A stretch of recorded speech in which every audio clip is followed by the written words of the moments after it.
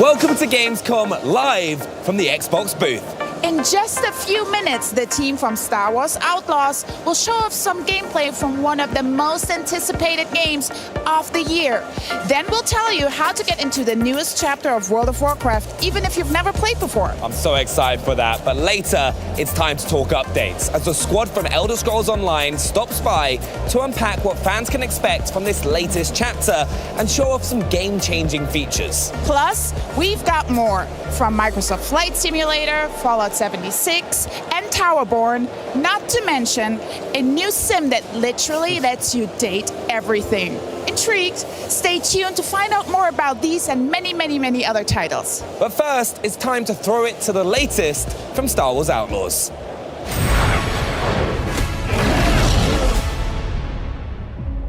Kay Vess, the underworld's favorite new scoundrel.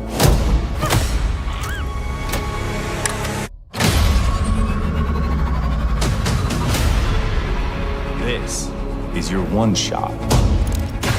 A safe filled with 157 million credits. And I can get you inside. Get in. How about getting out? This job, it's a death wish.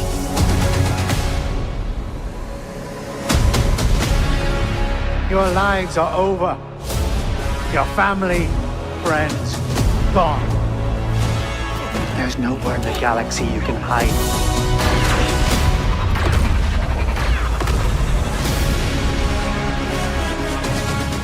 You want to live? Get in with the underworld's most dangerous syndicates. And pull off the greatest heist the Outer Rim has ever seen.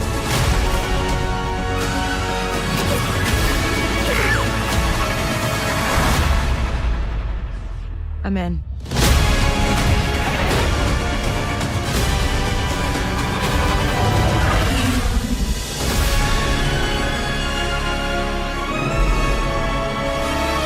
I am so in, because that rowdy trailer belongs to Star Wars Outlaws. And joining me now to talk through this very epic space adventure, please welcome creative director Julian Garrity. How you doing? Hello, excited. Yeah, I bet. I mean, that's a hell of a trailer to cut. I mean, Do you know what? That's the first time I've seen it. No. And it's What do you think? It's awesome. Oh, yeah. The music gets me every time. I love the characters. Yeah. The locations look great. So, from a point of view of somebody who's just discovering it, I'm very happy. Good. I mean, can you set the scene for us a little bit? Because although that did give us a little look at what we're going to be getting up to, what is Star Wars Outlaws exactly? What is Star Wars Outlaws? So, it's the first ever open world Star Wars RPG game that features scoundrels, outlaws, my favorite archetype of Star Wars. So it's really giving you the keys to be part of the underworld, part of the galaxy of Star Wars on your terms. I love the sound of it, because you're right, this is a brand new experience for a lot of players. We've had tales about Force Wielders before, but the scoundrel is so important to Star Wars in general, and now to finally play as one is incredible. And we've seen a bit of Toshara, we've seen a bit of Tatooine. You've picked some great locations for the game, but now we're going to get a little look at the planet Akiva, right? Yes, absolutely. So this is the first time we really dive into Akiva. And Akiva was only ever featured in a series of books called Aftermath. So we're the first to take those words and to transform them into something lush, beautiful, complex. Yeah. And complex not just in scenery, but also in the politics, the dynamics that are happening. You'll be able to see while Kay runs around the streets of Mira, the main city. It's very beautiful. It's gorgeous. Yeah. But it's also corrupt. And you'll see that there's stormtroopers, there's an Empire presence, and the Pikes and the Hutts are also fighting it out. So Empires and Syndicate presence within the city, within the planet as a whole. Well, we'll get onto the Syndicate in just a sec, but as I've heard from you before, speaking about the game, one thing your team's really proud of in particular with Star Wars Outlaws is those hubs of where Kay can get her intel, and that all starts with cantinas. Now, the cantinas that we have on Akiva, very different to the ones we have on Tatooine. Tell me a bit about how you go in designing these to make sure they feel like Star Wars cantinas, but also reflective of the planet or moon that they're on. Absolutely. So the cantina is this flashpoint of everything that makes Star Wars special. And the approach, the design philosophy that we worked with Lucasfilm Games really allowed us to understand the simplicity, relatability, and yet difference that all of these locations can take. So, for example, in the real world, you have jazz bars, you have Korean barbecues, you have all of these different types of location. So each one of these had to have a different type of vibe. Here in Akiva, it's a tropical tiki bar. So that's the vibe that we were going for there. Sounds great, and it's obviously a great place to meet up with these crime syndicates and get some jobs. How do they make an impact on the game? So, of course, this is a game about the underworld of Star Wars. And there are 4 main syndicates. There's maybe more, but there are 4 main syndicates that you'll be dealing with. The Pikes, the Hutts, the Ashiga clan that we created with Lucasfilm Games, and the Crimson Dawn. And you, as an outlaw, are going to be able to work on your reputation with each one of those. Doing jobs for some, betraying others, and building your profile accordingly. So very, very involved in your personal story throughout this adventure. That's incredible. So they will form a general structure that Kay can live out this story in, but how much agency do players have to maybe go off the beaten path, maybe take Kay down some slightly darker routes, or playing the good guy a bit? 100% up to you. So for example, here, this is the first time we ever show this quest. And it's a quest where you've landed in Akiva, your main focus is to go pick up a droid smith. A droid smith that you need to pull off this heist that we've been talking about. 157 million credits, that's a lot of credits. Not bad, yeah. And to do that, you're going to have to upgrade your equipment, which we're doing there. We're making sure that your loadout is the right one. You jump on your speeder, and you'll be able to be distracted by curiosity on the way. So you're speeding off, you're on the way. It's quite a journey, and on that journey, you're going to be able to do jumps, tricks. Nice. The bike is based on a motocross, so it feels visceral as well. Right. And you'll be able to come across different things. Like here we have an Imperial shuttle landing. Do you go and mingle with those people? Do you mess around with the Empire at this point? Or do you save it for a little bit later on? Because guess what? That droidsmith, he's going to be located in an Imperial compound. Oh, just our luck. Just our luck. Well, how well equipped can the player be to tackle?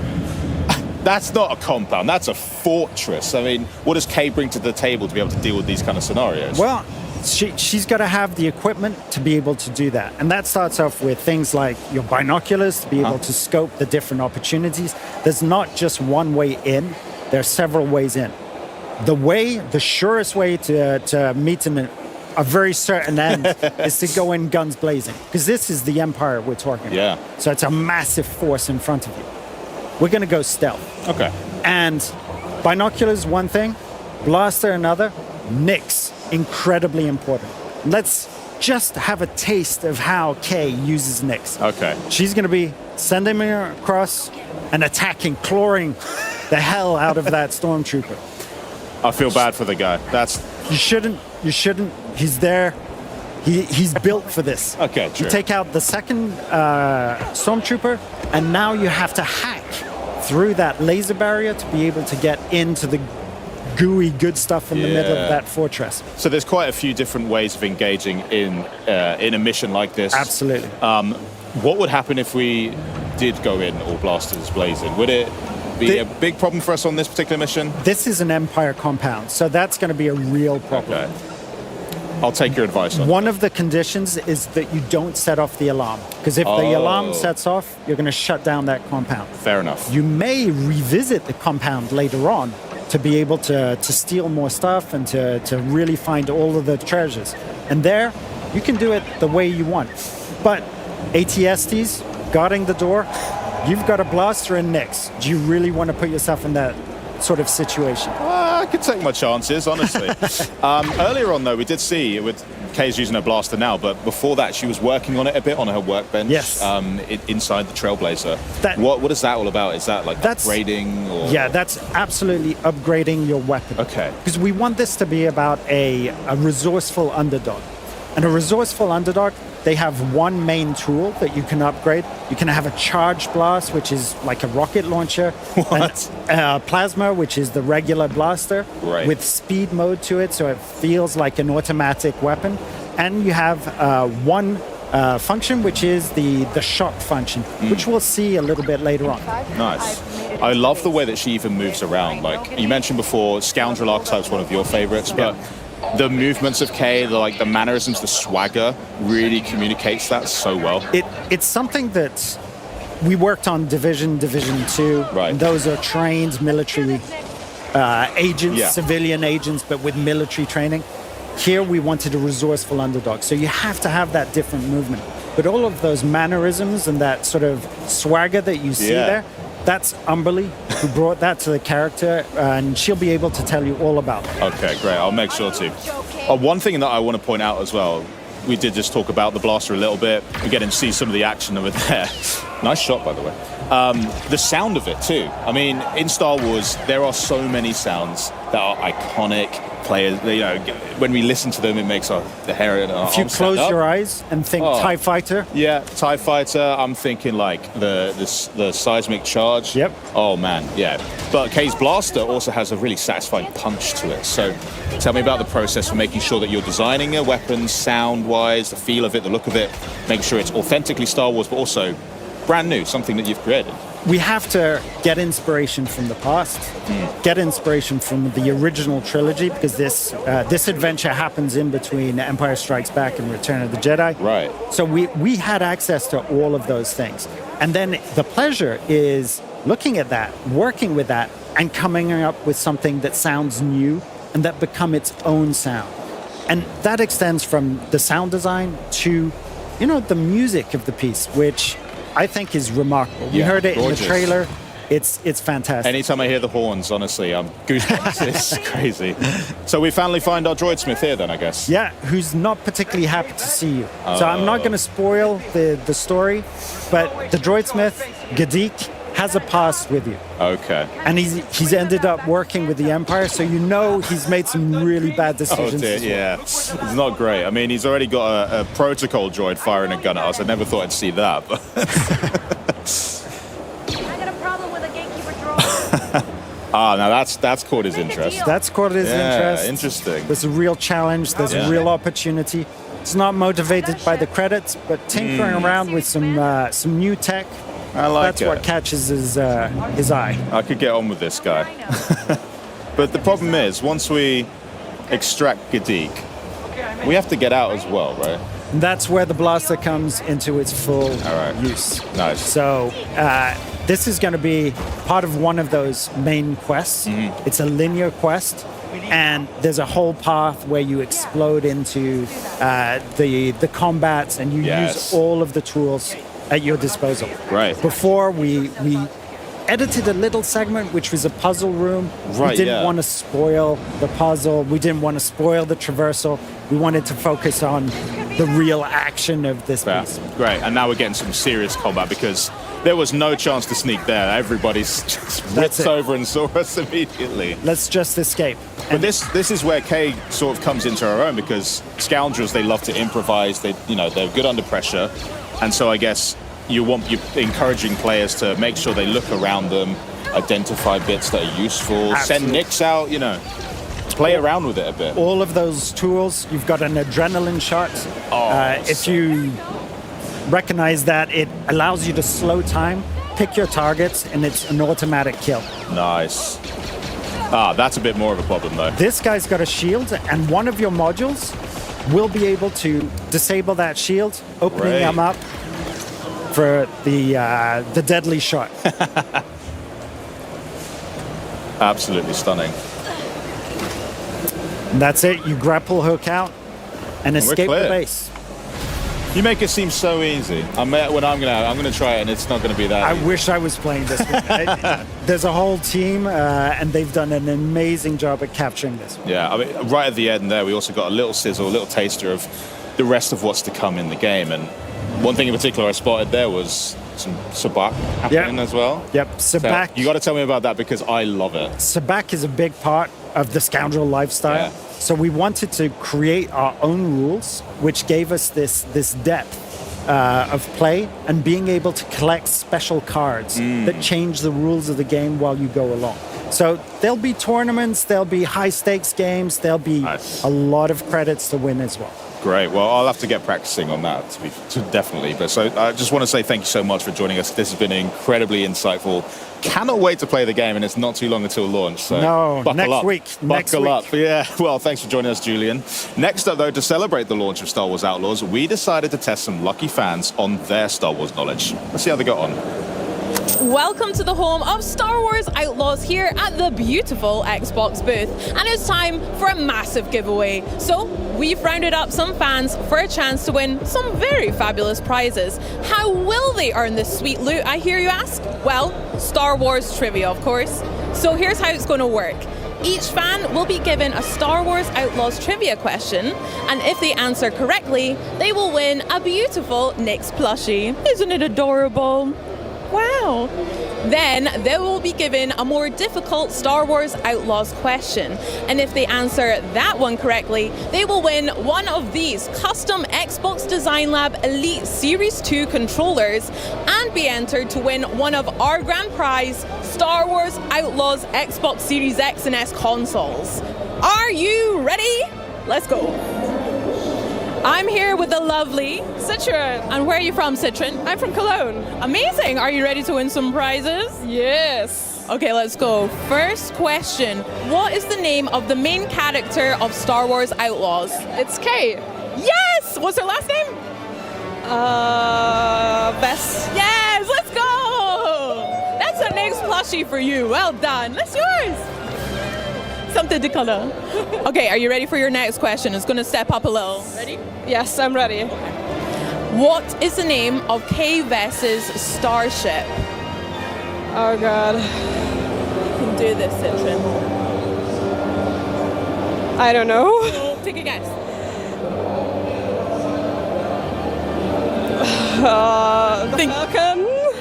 Oh, so close, but it's not correct. Well, we still got your Nyx plushie, so well done, though. Yay! You still get. Yay! Okay, I am here with Jan. Jan, lovely to speak to you. And where are you from today? I'm from Switzerland. Stunning. Are you ready to win some Star Wars prizes? Yes. Let's go. Okay, question number 1.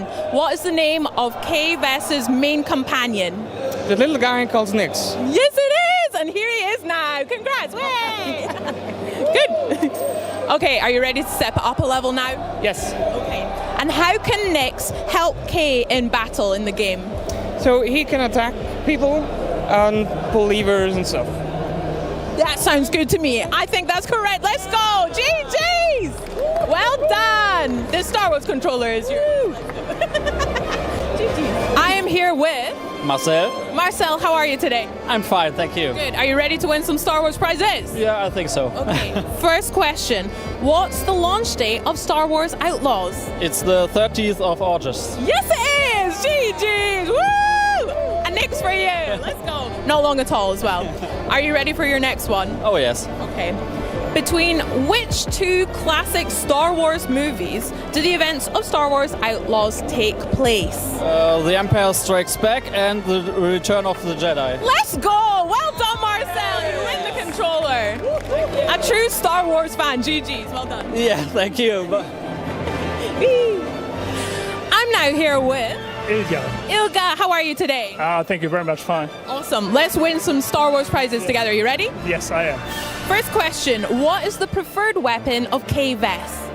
It's a blaster. Yes, it's a heavy blaster. Let's go. A Nyx plushie for you. Well done. Are you ready to step it up a level? Yes, of course. Okay. Next question, a bit harder. Where did Kay grow up?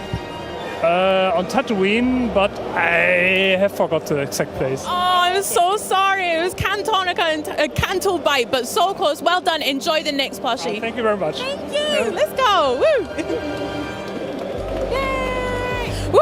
Okay, I'm now here with Thomas. Thomas, lovely to chat to you. Are you ready to win some Star Wars prizes? I hopefully do, yeah. I believe in you. Okay, first question. Yeah. Who is the publisher of Star Wars Outlaws, the game? It's Ubisoft. Yes, it is! And next plushie for you. Woo! Let's go. Okay, next question, a little bit harder now. Yeah. Okay. I'm trying. What type of droid is ND5? K's pal ND5. What kind of droid? It must be a PX Commander. Yes, it is! PS Commando droid. Yes! Thank you. Jeez. Well, that's it for us here at Trivia at Gamescom. But if you think you can do a little bit better, you too can enter for a chance to win a custom Star Wars Outlaws Xbox Series X with a controller stand or an Xbox Series S. All you need to do is head over to twitch.tv/Xbox and follow the prompts in chat to enter this question. What species is Nyx? Good luck. Remember to answer in chat. And now is over to Henry with one of the beautiful voices from Star Wars Outlaws. Hey, they did pretty good. But joining me now is Kay Vess herself, Amelie Gonzalez. How you doing? Happy to be here. Exciting. They did pretty good on the quiz. They did. I was answering along with them. Yeah, you got them all right, obviously. Obviously. Nyx did too. He's got his drink. He's happy. He's so good. Yeah, it's perfect. Great. Now, I'm the sort of person that loves to know a Star Wars fan in particular. So before we get into talking how you're actually in the game, break down for me. What was your first what was your Star Wars awakening? How did that come about? Well, I grew up in Venezuela, so it was all in Spanish, and it was Guerra de las Galaxias. So, that's something I love about Star Wars, is that it doesn't matter the color of your skin, what language you speak, where in the world you are, you all have a Star Wars story, and mine just happened to be on the other side of, South America. So it's exciting, when I got to share about it with my family and friends. I got to relate to it in my language, in my culture. What was their reaction when they first found out that, by the way, I'm actually going to be in it now?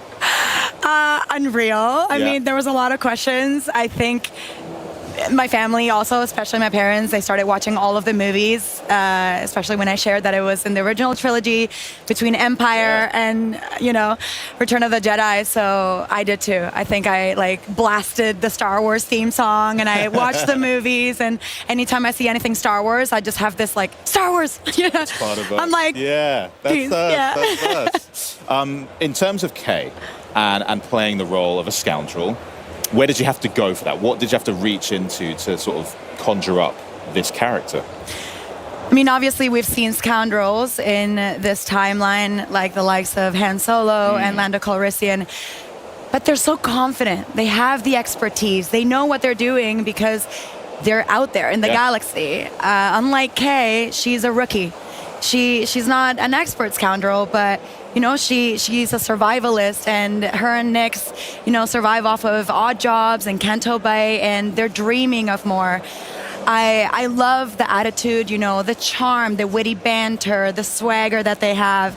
And, those characters were obviously inspiration, but I got to try to bring my own heart to it. Kay Vess has flaws. She's imperfect. She has a vulnerability that I feel I brought to the role even from the first tape that I sent in back in 2022, So that's something, it's a collaboration from the whole team. Well, the whole team's really important to it, because when you're playing through it and you even hear the banter between Kay and ND5, and you're like, God, I really am a Kay Vess. This is so relatable. Yeah, it's awesome. Yeah. What's it like working with a wider team then on building a new cast of characters to put into a franchise like Star Wars? Did you have to work together too much, or? Absolutely. I mean, when you walk into a franchise that's already established, I guess you understand so much of it, the tone, just kind of the general vibe of what we're making. But because it's motion capture, you require so much aid in visualizing what the world is going to look like. I don't have the luxury of relying on sets and costumes and hair and makeup. I mean, we're in the mocap studio in these cat suits, wetsuits with these markers. We're in a volume surrounded by hundreds of infrared cameras that are capturing our every movement. It's a lot more intentional. You have to have this awareness of your body and your instrument. And you rely so much on the director, the writer, the storyboards. Sometimes they say, okay, we're about to do this kind of scene. So they pull up, inspiration from the TV shows, from movies that have previously been done to capture just the air of what we're trying to make, because we have to create it in our mind's eye. So that must be a completely different way of bringing characters to life compared to like film or television, which you have done before. And you have worked in games before, but this is clearly the most involved project that you've ever been on, right? From top to bottom. I mean, I'm there every day in almost every scene. I've recorded over like 11,400 lines for the game. So I hope you enjoy my voice. You're going to hear a lot of it. It's expansive, and it takes years to create it. They've been working on it for a couple years before I jumped on back in 2022. So it's a long process. It's an incredible journey. I truly have grown alongside KVS. So even though I've done video games before, leading a game requires a lot more responsibility. But I was ready for it. Totally. I can't wait to play the game, honestly. It just looks absolutely incredible. Surely they had a real-life Nyx, at least, to help with that. Obviously, we had him on set. Yeah, of course. The inspiration's there. Well, unbelievable. Thanks so much for joining me. I cannot wait to play the game. It's not too long till it launches either, so I know. You're going to get to see how other people react. It's hitting people on August 30th. I'm going to get my Sabak face ready for it so that I'm good to go. Keep your cards close. Very close. You can use Nyx to cheat, but don't tell anyone. He's great for that, right? Well, I'll let you enjoy the rest of your Gamescom. Thanks. Thank you. But coming up, we celebrate 20 years of World of Warcraft with the new War Within expansion. We're going to find out what fans can expect from the latest Elder Scrolls Online update. And next up, we're catching up with the team from 2 Point Studios on their latest title, 2 Points Museum. But first, the die has been cast, and that is only the beginning. Check out the new expansion coming to Lost in Random.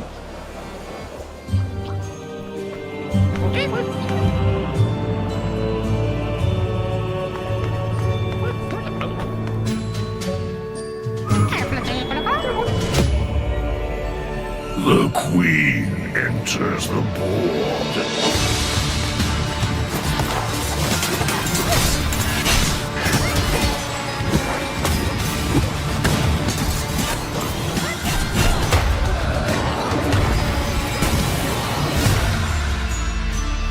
What in random? We're not dead, Fortune. A dice wielder. Oh, luck has finally turned. Anyway, what you having? Let's make this one count.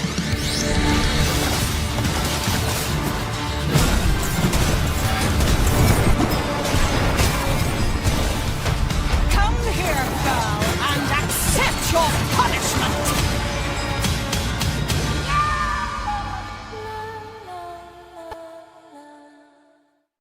Greetings from the amazing CSUN Games, developers of the upcoming cross-platform online multiplayer game Mecha Break, launching in 2025.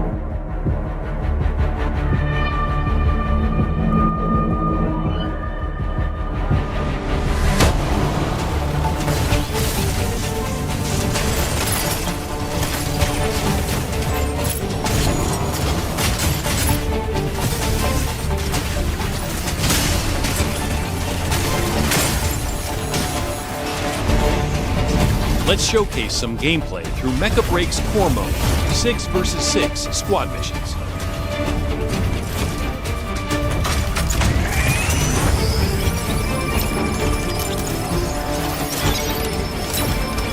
We'll demo the Eye of Mizra method, where the goal is to earn points by capturing and uploading launch keys.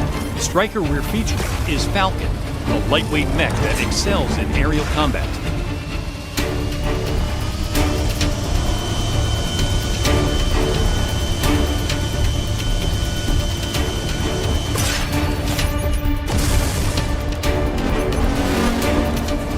Players can maneuver during their dive into the fight, controlling their landing spot at the match's start to open strategic options that can turn the tide of battle. For example, Falcon excels in aerial strikes and reconnaissance. Pilots must be agile, coordinating hit-and-run tactics with teammates while staying under the radar. We've refined combat to ensure it feels satisfying both in the air and on the ground, with each mech having unique attributes distinct from other shooters.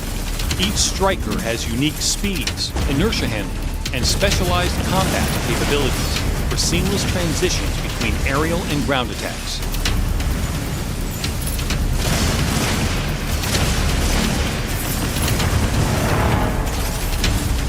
When implementing that, our main challenge was balancing air and ground mechs, given the varying visibility, traversal paths, and cover types across our maps. We addressed this by carefully assessing each mech's strengths and weaknesses in multiple scenarios.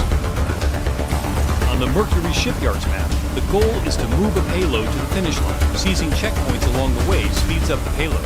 Brace yourself and face threats from both the air and ground with your squad. Showcasing another striker, Tricera. Wielding dueling Gatling guns, Tricera is a ground-based striker that often serves as the tank for a team, boosting efficiency when pushing the payload. Tricera's Fortress Room features an anti-missile system that uniquely protects the payload, or control points. Another powerful ground striker is Stego.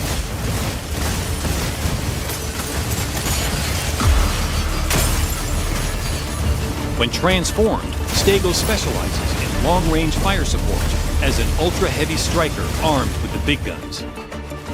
On the Krob Sinkhole map, the goal is to collect mining data by capturing data nodes, making teamwork and strategy essential.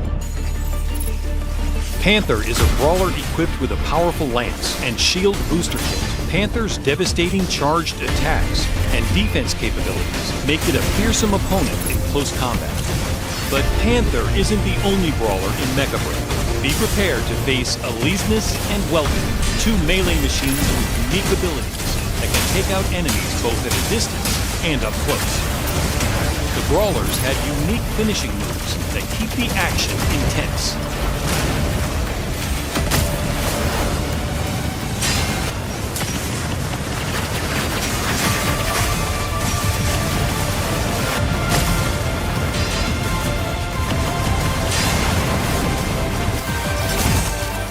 Sky Raider is a powerful and swift air attacker that can transform into a bomber to rain fire on enemy forces.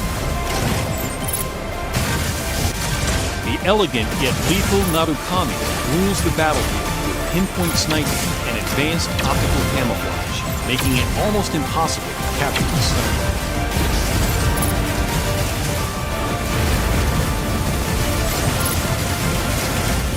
We invite you to join us on this exciting journey with Mecha Break. Stay tuned for its commercial release in 2025. Welcome, esteemed guests, to 2 Point Museum's Coastal Deep Dive.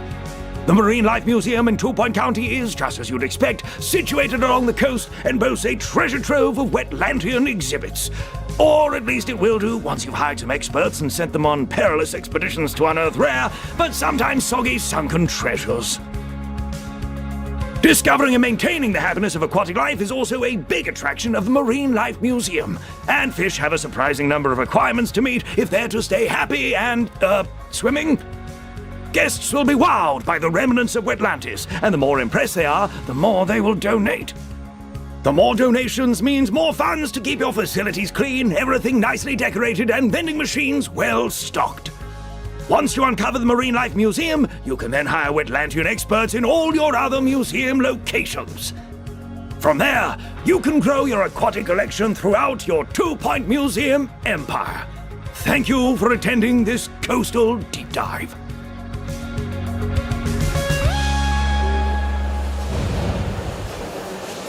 If you've ever dreamed of running your own museum or just really enjoy the 2 Point series of games, then listen up, because our next guests have the game for you. And me, here to tell us all about 2 Point Museum, please welcome 2 Point Studios Design Director Ben Huskins and Executive Producer Joe Kurla. Welcome to Gamescom, to Cologne. It's great to be here. Great to be here. How is Germany treating you?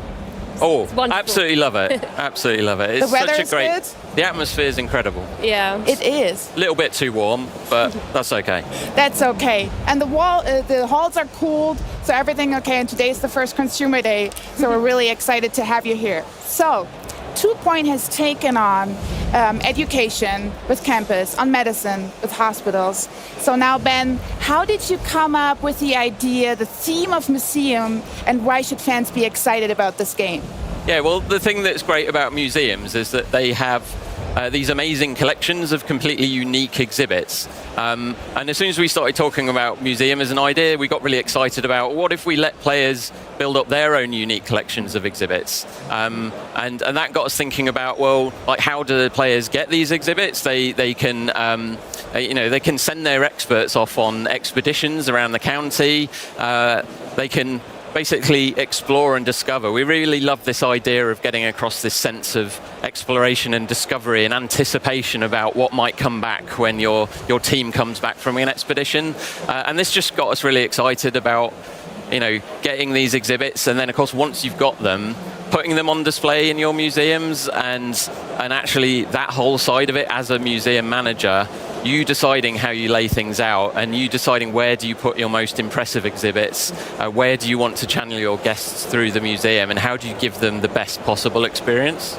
I've got some ideas, but I've also saw in the trailer that you welcome families. I saw a lot of little children climbing on very precious exhibitions.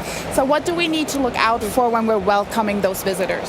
So we were really excited to introduce children to 2 Point County, and I think it's just felt like such a natural fitting, a natural place for them to be.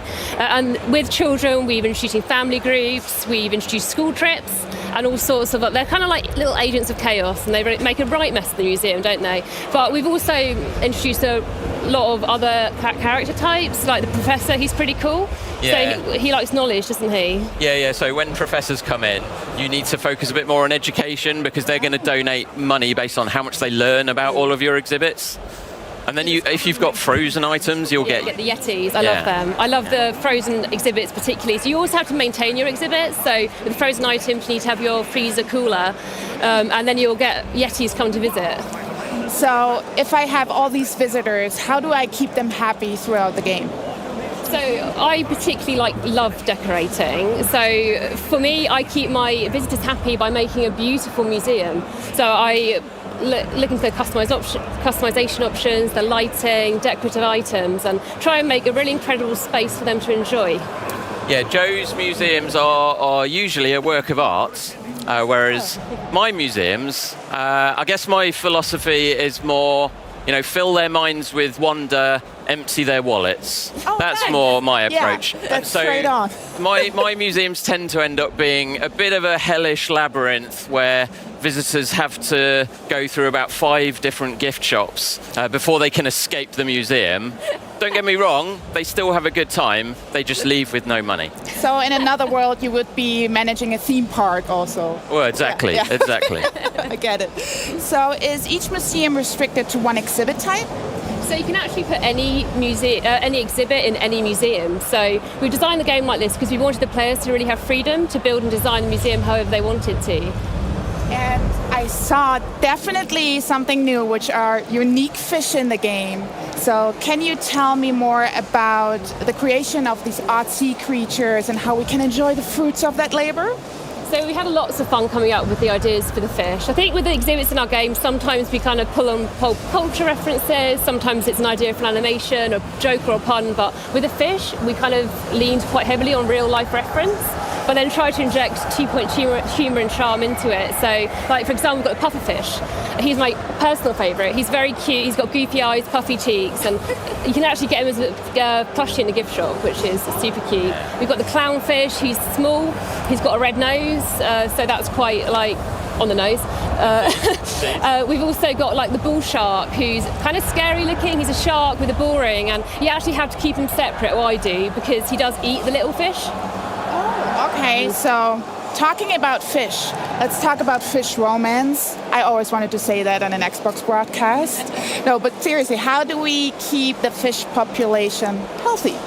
Yeah, so I mean, the whole aquarium management feature as a whole, there's quite a lot of depth to it, really, because there's all these different types of fish, and they all behave in different ways, and they all have different characteristics. And you're having to think about, like, do I have enough filters in the aquarium to keep them going? Do I have the right types of food for the different fish that I've got in there? Is the aquarium the right temperature for them? Because all the fish have different needs, different requirements. So there's quite a lot of depth to it. Like, the aquarium management as a whole, it's almost a game in itself. And so, yeah, you're having to think about how do I keep them healthy, because, you know, you can even name your individual fish and get quite attached. You know, it's Clive the fish. That's my favourite fish. Don't get me attached, please not. Yeah, and then, you know, while you're nurturing them, you know, if you give them a nice little secluded area to hang out with, then maybe fish romance will blossom, and maybe you'll get, you know, nice little baby fish. Okay. Exactly. So just one follow-up question. The name of my fish is called Bartholomew. If I want to know what he needs as food, what he really likes, where do I find it? Like, is there a fish tab or? Oh yeah. Ah, okay. There's lots of info. Yeah. Lots of information. Yeah. Interesting. And then how do you actually level up the whole museum? Right, yeah, so as you begin to expand your museum, you're going to want to go on more expeditions to find a wider variety of exhibits to have in your museum. And of course, as you get more to add to your collection, you're having to think about where should I put them relative to the things that I've already got? How's it affecting my layout? Maybe I need to reorganize my whole museum layout.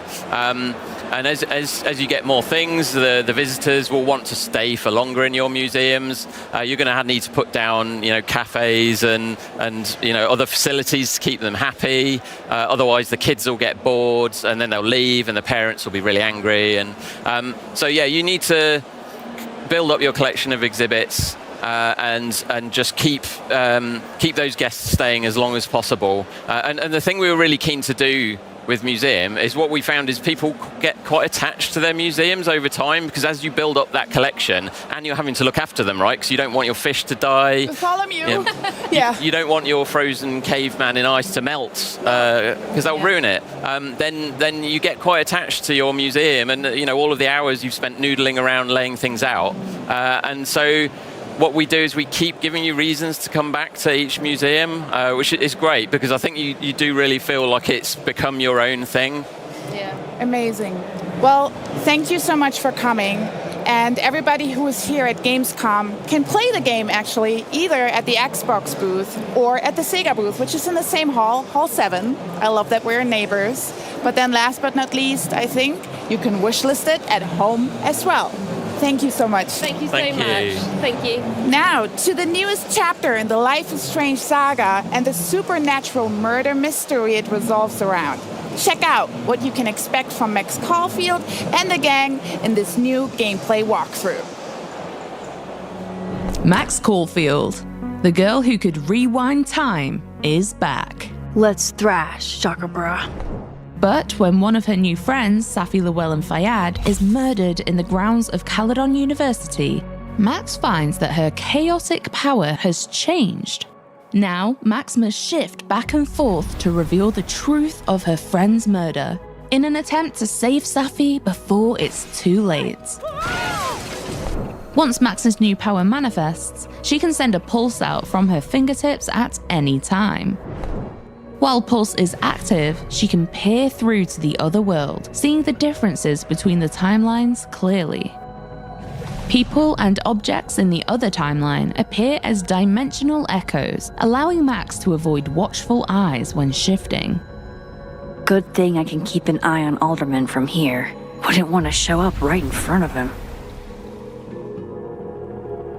What the hell? While Pulse shimmers around her, she can also see places where the veil between the two timelines is at its thinnest. These shift points are where she can push through to the opposite timeline to help her investigation in a multitude of ways. Oh. Do you need me to hold something, or? Actually, yeah. I need an Allen wrench. Got one around here? No, I borrowed one from Carla, but I think she took it back. If you can go grab that from her, I'll owe you. This could be to solve a puzzle, convince a character to reveal a secret, or retrieve an object lost in one timeline by borrowing it from another. Better give this wrench to Moses. Shift points work in both directions, so you can shift back and forth from the same spot. So I found this guy named Alan, but he didn't know anything about a wrench. No, Max, not literally Alan. It's... Oh. You are a lifesaver, Max. Dad joke aside. I'll never apologize for my dad jokes. If you're worried about losing track of which timeline you're in, well, Max herself may get confused too. Have you talked to Reggie since yesterday? Reggie? Crap! Wrong Loretta, Max. In the options, you can toggle a UI indicator every time you shift, confirming the reality you've just arrived in, as well as there being visual cues such as cheery Christmas decor in the timeline where Safi is alive. Most importantly to Max's investigation, everyone you meet has an increasingly divergent duplicate in the other timeline. Depending on which timeline you're in, they'll react to Max and her probing questions very differently. A grief-sodden conversation in one timeline may unlock an unexpected heart-to-heart in the other. Grief is hard.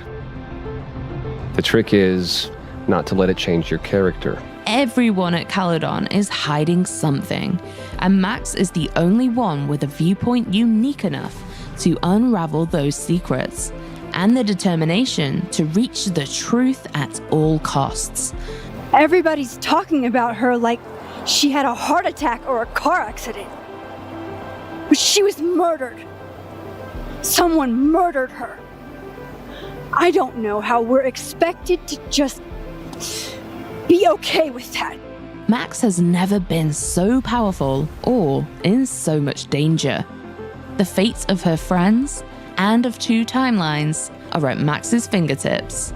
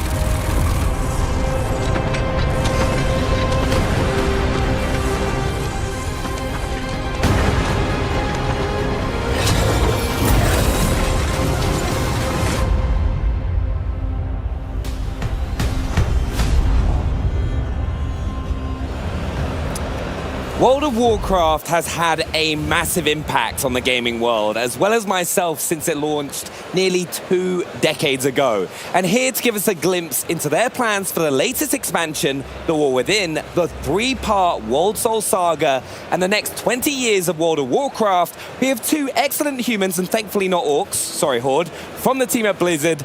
Please, Ian and Tina, introduce yourselves. Hi, I am Tina Wong, Associate Art Director on The War Within. Super excited to be here and getting to chat with the Xbox community. Hi, and I'm Ian Hasekostas, Game Director on World of Warcraft. really hyped to be here in Cologne at Gamescom, and excited to be part of the Microsoft family. Even though we're just a humble PC game, we've been welcomed into the Xbox fold, and it's wonderful. No, I'm so excited for you guys to be here, especially as today is such a huge day for World of Warcraft. Can you tell us what's going on?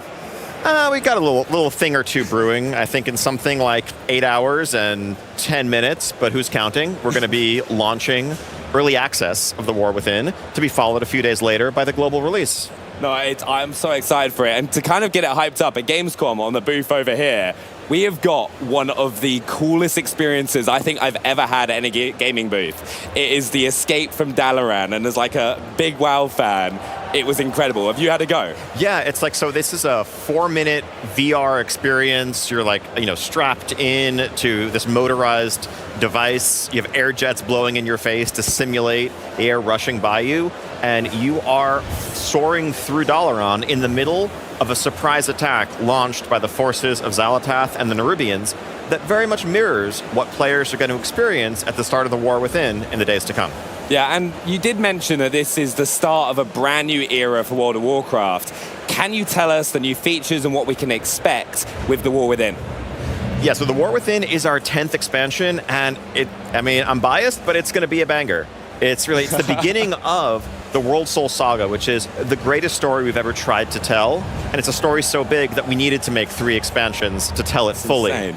And so the way this kicks off, champions and heroes around the world have been seeing these troubling visions, hearing things that sound like the world herself crying out for aid, crying out in pain. And as they investigate the source of this phenomenon, that journey leads them towards a land that is known as Khazalgar, a mysterious island off the coast of Kalimdor, where they may come under surprise attack and begin to see the face of their foe, and that is one Xal'atath.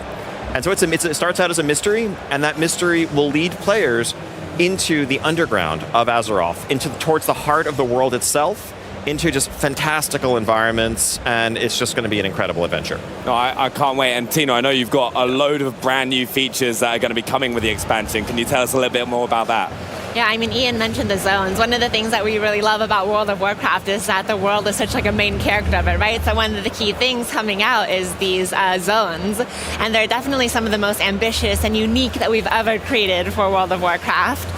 For instance, delving underground, that's a unique challenge. And so while we have zones that meet player expectations with like the ringing deeps, where we have ancient forges and lava and these beautiful caverns, we also have an incredible zone called Hallowfall, where we have this crystalline ceiling and the crystal that shifts from light to dark. And then our deepest zone, Azj-Kahet, this is where you will find Queen Ansarek herself, in partnership with Xal'atath, and you get to see the height of the Nerubian Empire. Yeah, no, and also there's of course, one of the big things with World of Warcraft as well, dungeons. Can you tell us about a few of the new dungeons that we're going to have in the War Within? Oh yeah, so one of the fun ones that you get to experience as part of the story is this one that's the rookery that you find on the Isle of Dorne. And so you get to experience part of the culture of Khazalgar and seeing these riders, these storm riders. So that one is super fun. And then in Hallowfall, another favorite would be one where you're actually on an airship. So you get to fly around, there's epic battles, and you see that glowing crystal just in the backdrop. Is that crystal? Oh, so I was going to say, when we were setting out to build these underground environments, one of the challenges was making sure that it didn't feel claustrophobic, didn't feel oppressive. Like the zone of Hallowfall, it is so vast an underground space that the inhabitants need airships to traverse it. And so it's when you're down there, it's like you're in this underground world unto itself. No, and it was really one of the really cool things we were talking about it a little bit earlier on was that the crystal changes, doesn't it, to impact the gameplay? Yeah. Which I'm really excited for. What other features do you have coming with the expansion as well? Oh, so one of the things that we've built is Delves, which is a new feature for the expansion. And something that is a priority to us for Delves is that it really caters to a group of our audience that historically has been a little underserved by the end game progression loop that we have for those who maybe raid or do Mythic Plus. So these ones, they're outdoor world players, as we call it. We want them to feel like you're adventuring through the world and you come across just this mysterious location, whether you're diving into a sinkhole or seeing some tracks lead into a dark cave. We want you to be able to encounter these and still increase the difficulty level as you play so that you can progress your item level week to week. So delves are they're handcrafted experiences. Yeah. There are 13 locations around the zones of the War Within, and they're really meant to be a new alternative to dungeons, raids, and PvP as like a new pillar of endgame progression. Whereas before, as Tina mentioned, if you're someone who's mostly a solo player, you have maybe one or two friends, you don't do the larger group content, you could, enjoy the story, you could quest, but at some point your journey would unfortunately feel like it came to a stopping point. And we want to make sure that all playstyles feel welcome and feel like they have progression. And that's something, as we think about the features that we're offering in our new expansion, a lot of it is about playing the game the way you want to play it, having that flexibility to, that caters to your playstyle. So like a couple of our other major features are warbands, which for once unifies the progression on most facets among your alts. So instead of having every character needing to earn reputation separately or their own currency, all of the characters on your account are now part of a warband. So the first thing you see when you log into World of Warcraft, the War Within, is going to be not just one character standing there stiffly, but multiple characters huddled around a campfire representing your band of adventurers that you're taking into Azeroth. All that grinding, getting all your characters ranked up and leveled up, just seeing them all together would be amazing. It's honestly quite sentimental to see them all hanging out. I have to make sure I do all the transmogs all correctly and just make sure they all look great. Exactly. And then we've already seen people taking screenshots and sharing them of this is your lineup. And then we've reimagined the way flying and traversal work in World of Warcraft. There's a dynamic physics-based system called skyriding that's more than double the speed of what flying used to be back in the day. And so just getting from point A to point B should feel exciting. It should feel like an adventure, and that's what we're trying to offer. I always used to love that. I still remember the first time Burning Crusade where I got my flying mount for the first time and I had 60% move speed, and I was like, I'll get there eventually. Just give me some time. Yeah, these are more 600%. Oh yeah, that's going to be way faster. Just do some tricks and blitz just across. A bit. Yeah, no, it's amazing. One of the other big things with World of Warcraft is there was a perception for older players and players that people have never played before. The War Within, you've kind of aimed to change that. Can you tell us a little bit more? What can players expect when they log in for the first time? Yeah, really, it's features like what we've just been talking about. It's making sure that there is a deep solo experience if that's what you want. If you only have a little bit of time to spare, those delves take 15 to 20 minutes. Of course, if you want to, if you have hours on a weekend, there's an entire world to explore. We have hardcore raids to challenge, the boldest of adventurers and their friends as they coordinate to overcome these challenges. But I think, World of Warcraft is a game that can be played in so many different ways today to suit your, preferred content, play style, available time, and that's something that we really want to just keep doubling down on. Yeah, a lot of people when they think about World of Warcraft, they think, oh, it's too big, there's too much stuff to do, but really it's it's a world and that everyone can play the way that is fulfilling to them.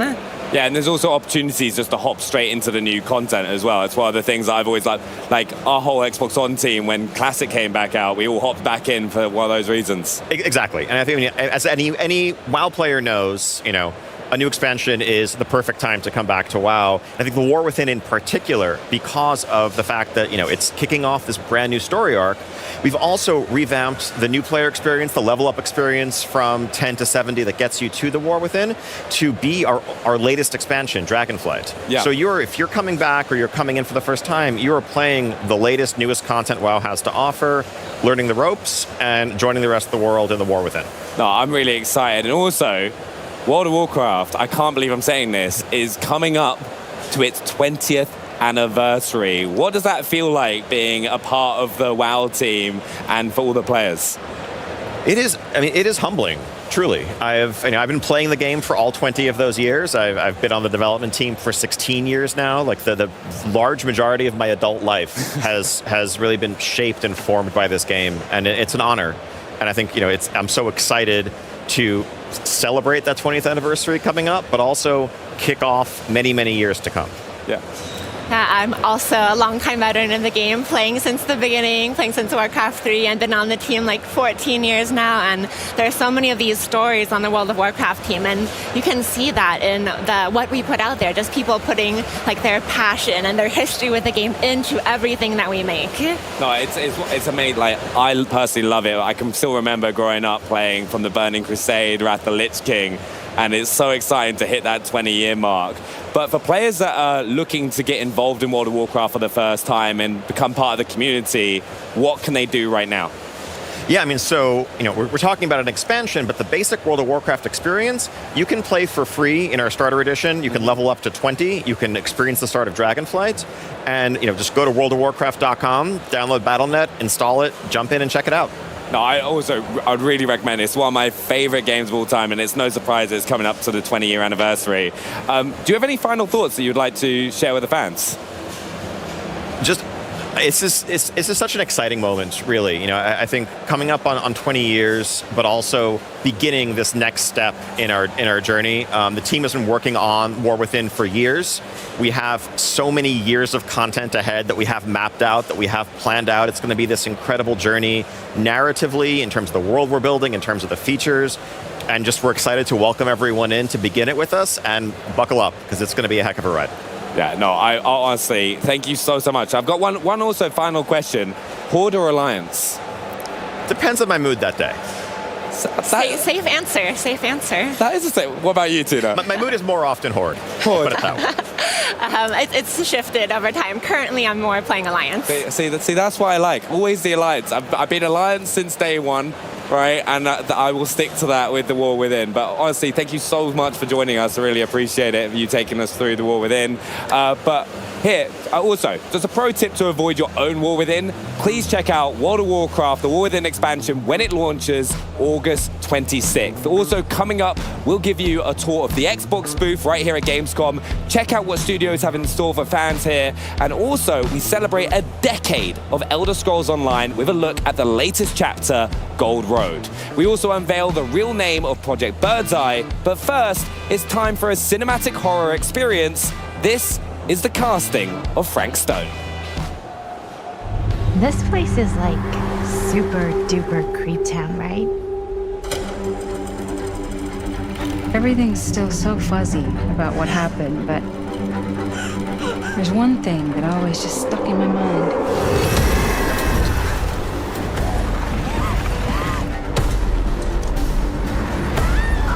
Sorry! I can't!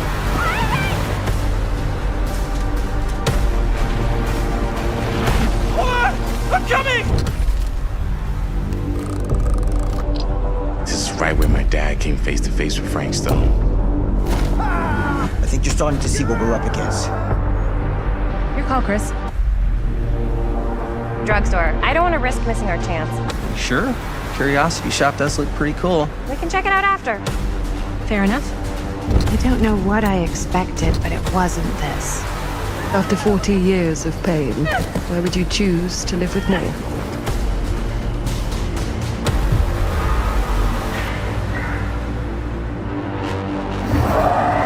You're not okay, are you? I'm sleepwalking through a nightmare and I just can't seem to wake up. There's no reward for me when I've done what I've got to do.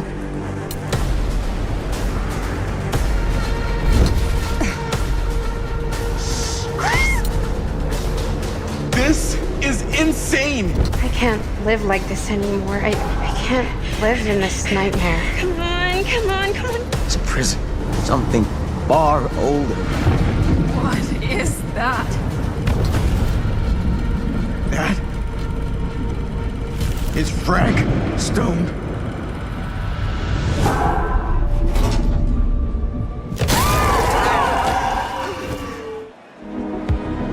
Welcome everybody to the Xbox booth. This is our home for Gamescom 2024. There is so much to do here. There's so many experiences. We've got Xbox, Bethesda, Blizzard, and Activision all under one roof. We have so much to see, so I think we should just split up. Sounds good. Okay. All right. Over here at the Age of Mythology Retold section, you can get your photo taken with some certified gods and goddesses. But over here's something even cooler, because we've actually got some game stations set up where you can play test the game right here at Gamescom. Behind these walls, fans are experiencing, I think, the most anticipated expansion of this year, Diablo 4 Vessel of Hatred. I can't wait to dive into the Dark Citadel and slay swarms of enemies if I manage to do so. I think only time can tell, and speaking of time, it's time to check out Diablo Immortal, because we just can't get enough of it around here. At the Diablo Immortal section, you'll be able to play the game itself on the little setups here, but also set a leaderboard time where you can potentially win an incredible Inorius statue, which looks unbelievable. But hey, what's that over there? the Doomslayer has already graced many an Insta story as he lords over the booth of Doom: The Dark Ages. Fans can also celebrate 10 years of the Elder Scrolls Online by checking out the latest chapter, Gold Road, as well as catching a rare glimpse of an Elder Scrolls replica. There's only one of two in the world. If you're feeling brave enough, you can even grab a photo with Athelia herself. World of Warcraft, the war within, takes on new meaning when you strap yourself into one of these ultra-immersive devices. Let me tell you, it's my third ride in a row and I'm really baffled by this experience. So make sure to check this out and check out the expansion. And of course, it just wouldn't be Gamescom without the Xbox Game Pass and PC Game Pass experience, where here our attendees can actually win themselves some prizes by slapping that big green button, which I think I'm going to have a go on while you guys enjoy the rest of the show. Come on!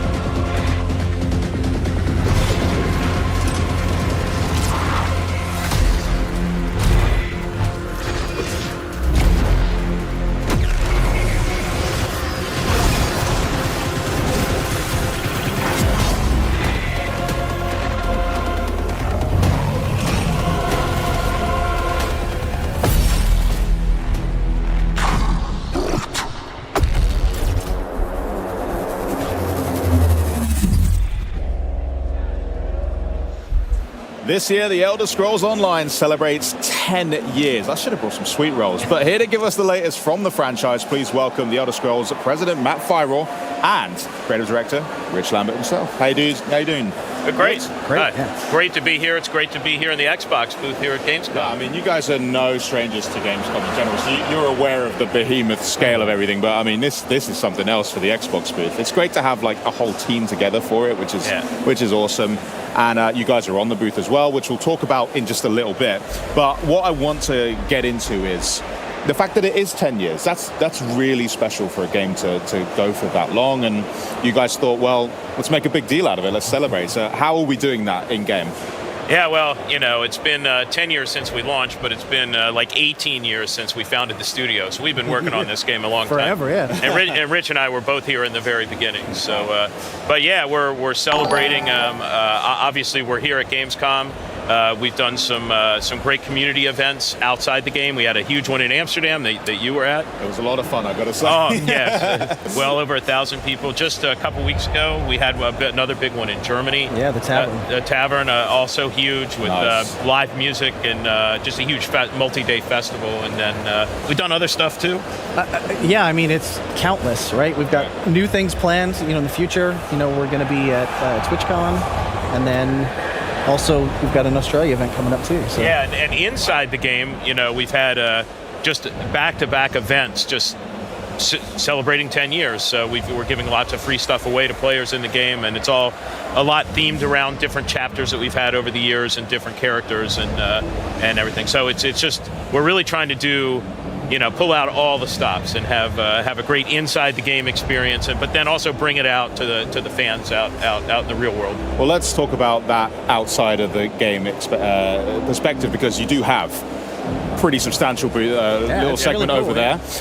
Why did it feel right to make sure that you guys were here at Gamescom? Well, Germany is a huge player base for us. I think it's the second biggest after the United States. So we've been coming over here for many, many years. I mean, it's I think 2013 before launch was our first year here at Gamescom, and we've had community events here longer than we've had community events in America. Seriously. So Germany is, and Europe as a whole, is a very, very important, in our hearts and to the success of the game, and we like to come out and thank them in game. But yeah, we got a huge presence in the booth. It's unbelievable. Like, there's people lined up all around. We've got some cosplayers here.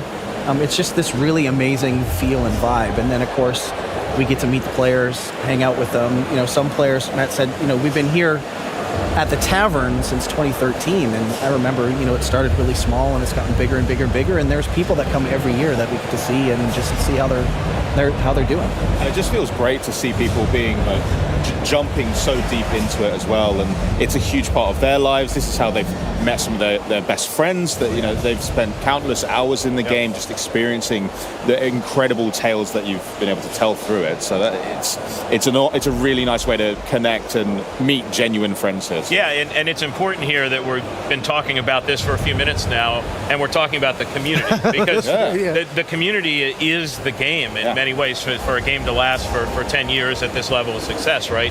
It's more about the people that play the game at this point than the people that make it. So we never forget that. We very much appreciate it. And we always know when we do have community events and like hands-on and things here at Gamescom, players like to come here to meet each other more than even to meet us. Like their best friends are in the game sometimes, and just to meet them in the real world is awesome. And we just happen to be here, right? Like that's the thing, right? Like so it's really cool. So 10 years, you've not just been like sitting around letting people enjoy the game. You've been working hard. There have been new content updates. You've had a new chapter released this same year as well. Do you want to talk a bit about Gold Road and what's there for players to experience with that? Yeah, Gold Road is the continuation of the story that we started last year with Necro. So it's this story about a new Daedric prince who's been long forgotten, Athelia. She looks different, she acts different than everybody else, and then it's a bit of a nostalgia trip through the West Weald, which was also in Oblivion, Test for Oblivion. So it's been really cool to be able to do that, and then add new systems as well. We added the scribing system, which allows players to essentially build their own abilities. And really kind of mix and match, those abilities with their builds, and then, just change the colors and whatnot to really match their role play. Yeah, because that's such an important part for your players. It's not just about being able to get the DPS meter up. It's so much more than that, right? Yeah, it's like I joke with Rich a lot. We're talking about scribing, but we have a roguelike game. Infinite Archives inside our game, right? We have so many different things you can do in ESO, and in fact, years ago, I think 3 or 4 years ago, we started calling it a virtual world, like a fantasy virtual world, because that's really what it is. It's much more than a game at this point. You can log in and play a card game. Now you can decorate your house and share it with others, and antiquity system and PvP, and right. So there's just so much to do in this game that you can really play all week and do different things every day. You guys were Metaverse before people even were thinking about Metaverse. I mean, you had them beat. Speaking of housing, you do have a current update available for PC players with the update 43. Console players are going to be able to get hands-on with that pretty soon, but give us a brief overview of what they can expect with that. So the big new system is home tours, right? It allows players to share their creations with other players, and our housing system is incredible. It's super deep. It is free form, so there's no hook points. There's nothing along those lines. Whatever players can dream up, they can build. They can put chairs on the ceilings. They can cobble together a bunch of things to create new assets. And they do, and they make these really cool creations. And now Home Tours allows them to share that with other people. and those people can go in and view these homes and like them, and like it's really going to open the doors for our community. Yeah, so to speak. But That's good. I didn't think about that. the people watching the stream right now, I think, are seeing some housing in game. Yeah. And I just want to reiterate, everything they're seeing is in game in our housing system. Like it could be created by the players. Yep. And in fact, some of the ones they're going to get to soon are actually created by players themselves. Amazing. And it's unbelievable what they can do with the tools we give them. Well, it's a good thing you never asked me, because mine just always looks like some midlife crisis bachelor's pad. There's I'm not very good with it yeah, either, there's like monster trophies on the wall, like one chair in the middle of it. It looks really sad, but with this update, I think I'm going to have to try and up my housing chops and make something look good. Just going through and exploring and seeing what other players are doing is just so inspiring, right? Like, it's amazing.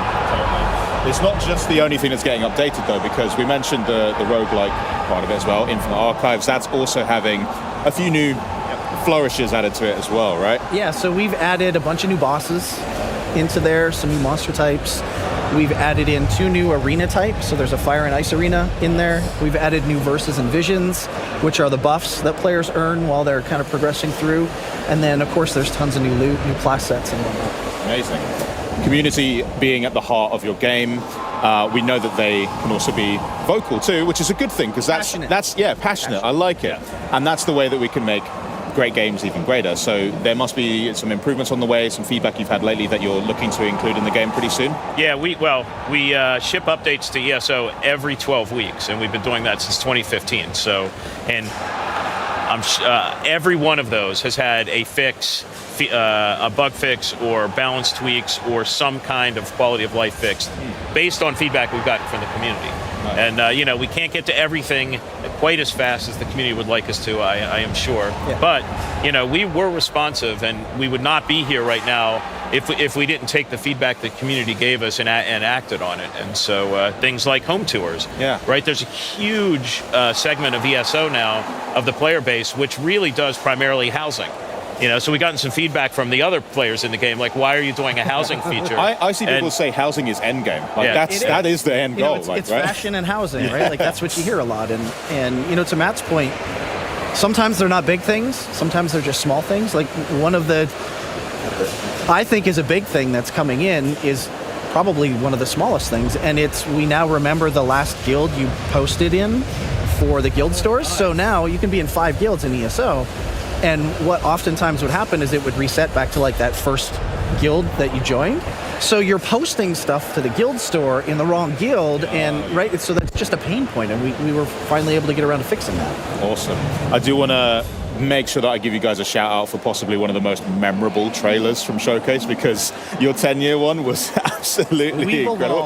Oh, that was so good. Like, we were all watching it, doing a little mini watch party in the Xbox On studio, and we were like, this is great stuff. And I think over the years, this is an Elder Scrolls game, right? A lot of the videos we've done are a lot about combat and fighting giant, monsters and huge, demon Daedric princes, right?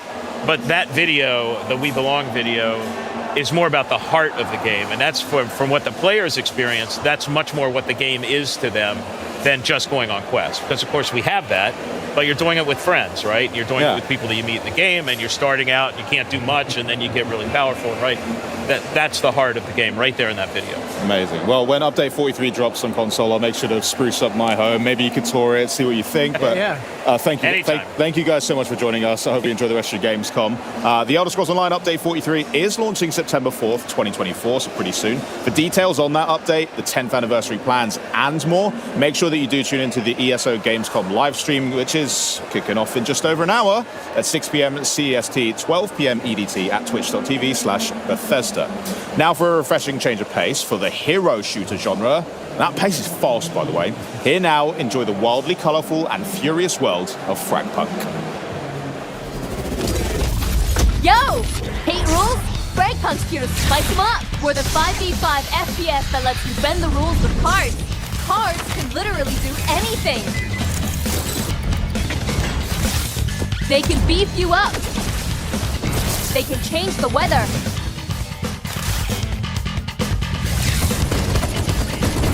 They even interact with each other.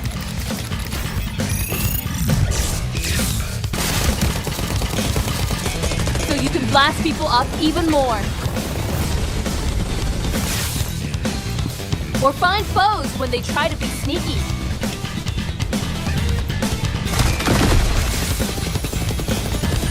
Crush them with massive force. But remember, they've got tricks of their own. If you're down on luck, then you better have a good team with you.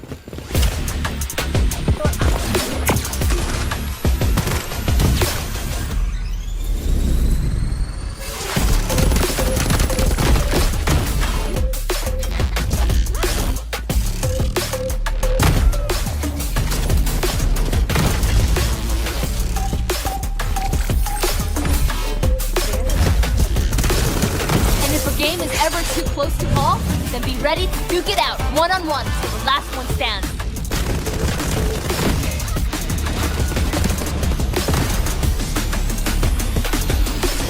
Bend the rules in Fragpunk! I like it. I'm a cut juice if I like it. I like it. I like it. I like it. I'm not a carbon copy. I'm the original.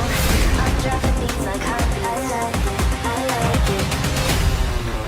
I like it, I like it. If it's got speed on the gyro, once you stick some iron. I like it, I like it.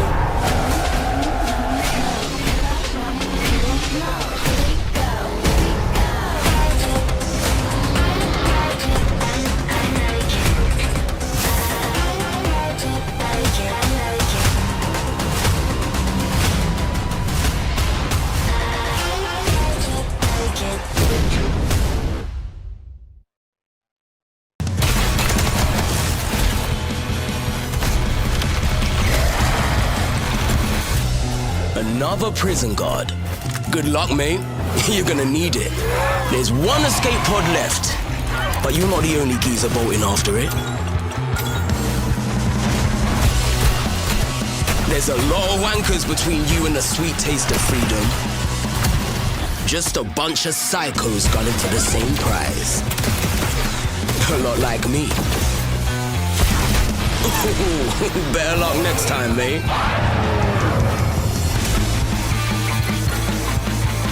You might make it farther than the last pig I murked. He even took down some big boys along the way. But the last guard, well, they ain't exactly dead.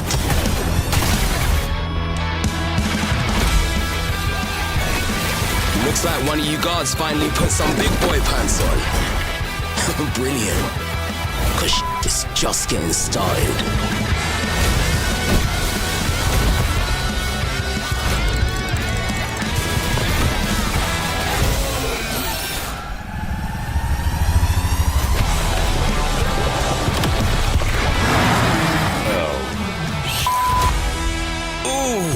So close. Maybe the next guard will do better. Well, Redacted looks absolutely amazing. We're super excited to be officially revealing the game today. It's from the minds behind the Callisto Protocol, and it's a frenetic roguelike with a darkly comic twist. Here to tell us more, please welcome the head of Striking Distance Studios, Steve Papoutsis, and creative director Ben Walker. Guys, welcome to Germany. How are you? Thank you so much for having us today. It's great to be here. Awesome. This isn't the first time that we've actually seen the trailer. We've seen it where it was under the code name Project Birdseye. Can you tell us a little bit about the secrecy and about Redacted now? Sure. So when we first started thinking about this project, we started prototyping from the controller out. We were really interested in creating fast, responsive controls that worked for melee and shooting and our energy mechanic. And so as we were developing that, we then talked about the types of games we liked, and we found ourselves playing a lot of roguelikes. What we liked about that particular style of game was the replayability and the experimentation that occurs. So you have strategic and tactical choices. So all of those things kind of came together, and as we were prototyping it, we thought, well, let's see what people think of this. So we released that trailer that you mentioned for Project Birdseye, and that was met with positive reception. So we're here today with you, thank you, to announce the official name of the game, which is Redacted. No, it's amazing to see it, and I know we're going to be going through a load of gameplay as well for viewers to be able to check out. But it looks amazing. So good. I mean, you guys mentioned it there. It sounds like you had a lot of fun making the game, and certainly it's a wee bit of a departure from the Callisto protocol and what players might expect from you guys. But as we look at some of the gameplay, can you tell us a bit more about Redacted, and then what can we expect to look forward to? Sure, absolutely. So again, it's a roguelike style game, and it's focused in a prison. So one of the things that we thought would be really fun was developing the story around what it would be like when a zombie outbreak occurred in a prison. So not only are there workers at the prison, but there's also inmates. So we thought that was an interesting idea, so we started developing along those lines. And we also included some of those key elements of roguelikes that I mentioned, which are the experiments that we have, which are our upgrades, and the various skills and meta currencies that you can use in-game to really change your play styles as you go through the experience. You mentioned a load of the prisoners. They're called rivals in the game, aren't they?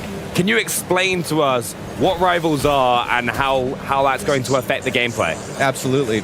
So the idea, again, with the rivals was, hey, you know, there's other people in this prison, so what would they be doing during this outbreak, right? So we thought it would be interesting if there was a race to one escape pod. So not only are you racing against the rivals, but you're also having to deal with them. So they can do things like have room modifier attacks where they can slow you down or impede your progress, but you can also counter back to them, and you can use your own environmental control attacks and try to slow them down and impede their progress. Not only that, but then you can also square off against them in one-on-one fights. So think of them as like bosses as you go through the experience. And so not only do you have the challenge of the various monsters within this game, but you also have to deal with these rivals who are trying to escape. Yeah, and you can kind of see their progress along the bottom of the screen on the gameplay, can't you? Yeah. And like if they're still standing and what's kind of happening to them. Absolutely, yeah. Catch up as well. Nice. I mean, going back a little bit, I understand it's a roguelike, and when I think of that, I think permadeath, but maybe, Ben, you could show us how that's going to be quite a core part of the gameplay in Redacted. Sure. So this is actually the area where you start when you die and you come back. And on the team, we like to say death is the opportunity to come back stronger. Nice. And so, you know, we have our punching bag here. As you can see, these are all our terminals where you buy your permanent upgrades. On the right, we have all of our currencies. The top one is the credits, which is only spendable and remain used inside the game. Yeah. And then we have our contraband here, which is for our permanent skills. So I can purchase one of these and then equip it on the side. So you actually build your own kind of loadout here, and I can actually buy more slots as I progress as well. So we have about 45 of these across 5 pages, so there's really a lot to dig into here. Yeah. That's a lot of different combinations for you to use. What other meta currencies have you got on the right hand? Because we can see them on the right hand side of the screen. What are they, and how do we what do we spend them on? Yeah, so over here we have the security IDs, which you purchase suits with. And as you can see, we have lots of suits to choose from. They look so cool. Have you got a favorite one? This is one of my favorite ones, the pilot suit. So nice. I'll purchase it now. And then every suit has an initial buff that it gives you. And then also you can go and increase the upgrades to it as well. And so clearing 30 rooms, I'll get to reload my weapon faster. Okay, sick. So there's a lot of progression opportunities as well. So if you find like your own particular playstyle that you really like, you can hone in and focus on that and be like, all right, this is how I want to approach the next round. Exactly, and your skills and your suit and then your guns all play into how that build works out for you. So what else do we have? What else do we have here? So we have 5 melee weapons and 8 ranged weapons, and players can mix and match those any way they like. These are some of my favorites, the dual blasters. That look nice. Yeah, and then once the player escapes for the first time, they'll be able to unlock the upgrades for the weapons as well. So it keeps going, and you can keep going farther, keep getting stronger. Yeah, and what else is there in the hub for players to get involved with? So this is where we can transfer currency and also buy things like the first aid station in between levels, which is very, very important. So here, let me purchase the environment control. Let's get going. So as Steve was talking about, this is how you attack rivals remotely. So you purchase the upgrades here, Yeah, because we saw this happen a couple times in the gameplay that we saw a little bit earlier, didn't we? Yeah, exactly. And this will slow them down, it'll stop them, it'll do damage. And then once you buy all of them, you get the next tier of it. So you just keep upgrading and upgrading. Okay, sick. There's on the screen there was something about a combo with the rival attacks. What was that about there? Yeah, so when you actually do your rival attack, you select the rival, and then you have to you have a limited time to kind of punch in this code. Sick. So there's a little bit of a rhythm to it. Yeah, rhythm game, love that. Yep. Okay, sick. That's so cool. And then the final two we've got are the redaction map and the performance review center. What are those? Yeah, so the performance review is a summary of your run. So here you can see what experiments you used, how many meta currency elements that you collected, the schematics and the fabrications. So this is a good way to kind of strategize as you go through, see what you did before and see what you might try to do next time. In addition to that, we have the watcher log, which actually provides a lot of deep statistics for you. It's fun to kind of min-max and see how you did against the various rivals, which experiments you tend to gravitate towards, and you can see that all here. So it's fun to kind of dig into the statistical element of the game. It's also where I can see people getting so competitive. That's like going like, no, I can get a faster time than you. I can do better with this setup, and see like all that kind of comparison. Like I know, like us at the Xbox On team would do that an absolute ton on stream. How many Stumbaton skills have you got or something? Yeah, exactly. No, and then we've got the redaction map. Yeah, so this ties into kind of the mystery of our game. So here you're going to find out about the rivals. As you go through the game, you're actually going to find these computer rooms. And when you interact with the computer room, you're going to see these dossiers. And as you go through and unredact the information here, you'll actually be gaining positive buffs for yourself. So you're going to be increasing the damage you do against the enemies. You're going to be creating vulnerabilities for them. And so you'll also be doing all that. And in addition to that, you're going to find out more about the rivals and a little bit of their backstory. So it's a key component to really being able to deal with and handle the rivals. Oh, that's awesome. What I do know is we've got a lot more gameplay to check out, because it'd be amazing to see all these different like weapons and upgrades in action, so you can talk us through it. Yeah, so absolutely. Let's check out some more gameplay. But honestly, one of the things I love so much about games is when there are so many options for you as a player, and that's what Redacted has for you to progress and improve. So Bex, what do you think as well? I mean, yeah, I'm really enjoying this kind of like secret element to the dossiers and these rivals, and I really like some of these headings that we've got. There's some interesting topics that I'm excited to explore later. Oh, who's this guy? All right. Got a little outline here. Yeah, so this is a mysterious figure that we call Mr. Green. Mr. Green. He's a bit of a cleaner, and he's at the prison. We don't know why. Hopefully players are going to find out. But he'll be interacting with you and kind of providing you some insights as you progress through the experience. Okay. And so, yeah, I don't want to give away too much, No. but Mr. Green is a shadowy figure. Okay, seems like we can trust him right now, but given all of the rivals and all of the other people that you've told us about so far, I'm not too convinced I don't know yet. if you can ever trust a shadowy figure. That to me is just like, especially one in a prison, that just doesn't seem to work. But because there's so many options of how to play the game, can you kind of run us through some of your favorite builds? I think this is us going up against one of your rivals right now, isn't it? Yep, absolutely. Like Steve mentioned, we call our upgrade trees experiments. Yeah. And so we have a total of 115 of those in the game, split up against across 7 categories. A couple of my favorites are the biotech, and mixing that with the electricity or the energy build. Speeds up rates of fire, and then biotech has a great skill called Rot, which enables enemies to explode on death. Nice. So you can see we're using it right here on his main fire.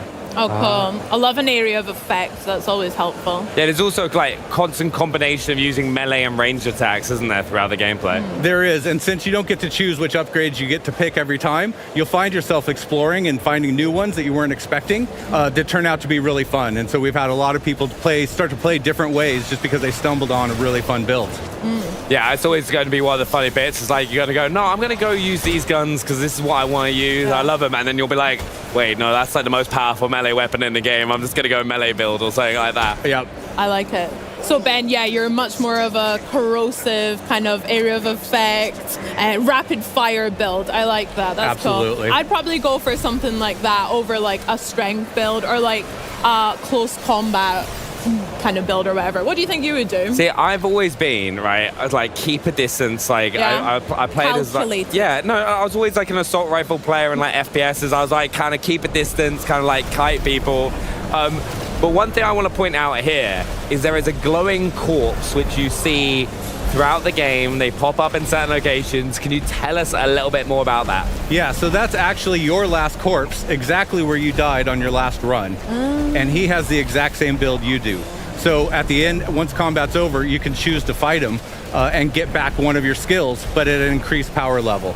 So, but it's always risky, right? Because if you had a really good build before, it might be a hard fight to win. So you got to kind of pick and choose your battles. But it is a way for you to get something back that you had on your last run that you really liked. Yeah. No, I can just imagine though. I just Bex is never going to see the glowing corpse. I know. That's like the nicest thing you've ever said to me. Oh, What do you thanks, Penny. I mean, yeah, the glowing corpse sounds great. I love that element of, it's almost like Soulsy. You get that reward for going back to the same place, and especially in roguelike atmosphere. I love that as well. I mean, we're seeing so many sick-looking visuals here. I can notice some of the symbols from your game's Callisto Protocol and lots of this new art style that we can enjoy as well. They're eyeballs, which is great. But what was your philosophy behind this and, like, I guess kind of moving away from Callisto Protocol too? Right, so we wanted to create something that was different and lean into things that we really enjoy. So we're big fans of comic books, graphic novels, and we also wanted to have more of an irreverent, fun tone to this game.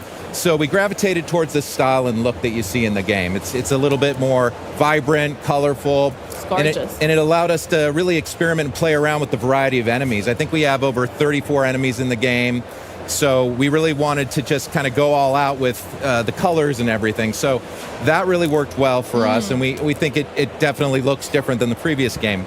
And the other thing that we really liked about this particular game this time was we partnered with a group called Mutato Musica. Okay.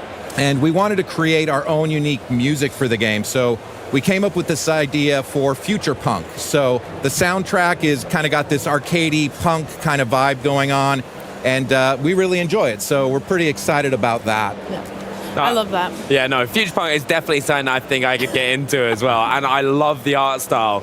But Ben and Steve, like, big thank you for joining as well. But if you've got any last words for everyone watching about Redacted? Well, we hope everyone enjoys playing it as much as we enjoyed making it. The team had a great time doing that. Yeah, and I'd like to say thank you very much for allowing us to reveal the game name today with you. And I want to thank the team at Striking Distance for all the wonderful work they did for this project. Thank you. Heck yeah. I mean, yeah, thank you for letting us be included in this honor as well. We'll definitely be watching out for more Redacted. I cannot wait to get my hands on it when it comes out on October 31st. Very scary. Pre-orders are open right now. So coming up, we've got a sim that is unlike any other sim we've seen before. But first, fans of the first Descendant have been not so patiently waiting for more on Season 1. Well, guys, the wait is over. Let's have a look. Turn the ship around. We're putting back. We managed to fend off our enemy's large-scale attack, but the war is far from over. The Colossus still threatens us, and our enemies are plotting new strategies. Can Ingress ever find true peace? Has Corel really given up on the war? After Corel's fleet disappeared, the Vulgus began moving from deep within the dungeon to raid the Ancestors' facilities in Ingress and reclaim the outpost. Detecting this, Ingress immediately dispatched a scout. That scout's name is Haley. Haley, who rose from a supply soldier in the guerrilla unit to a legendary sniper, is now a newcomer in the Descendant Corps. Ruthlessly eliminating enemies with her anti-material sniper rifle, she dominates battles with her ability to drop her body temperature and emit cold air when her emotions run high. When shooting from a distance, her weapon's critical hit multiplier increases, making her an excellent fit for sniper rifles. She possesses sub-zero bullets that fire multiple shots in an instant, and a storm snare that pushes back and rapidly cools down enemies in front.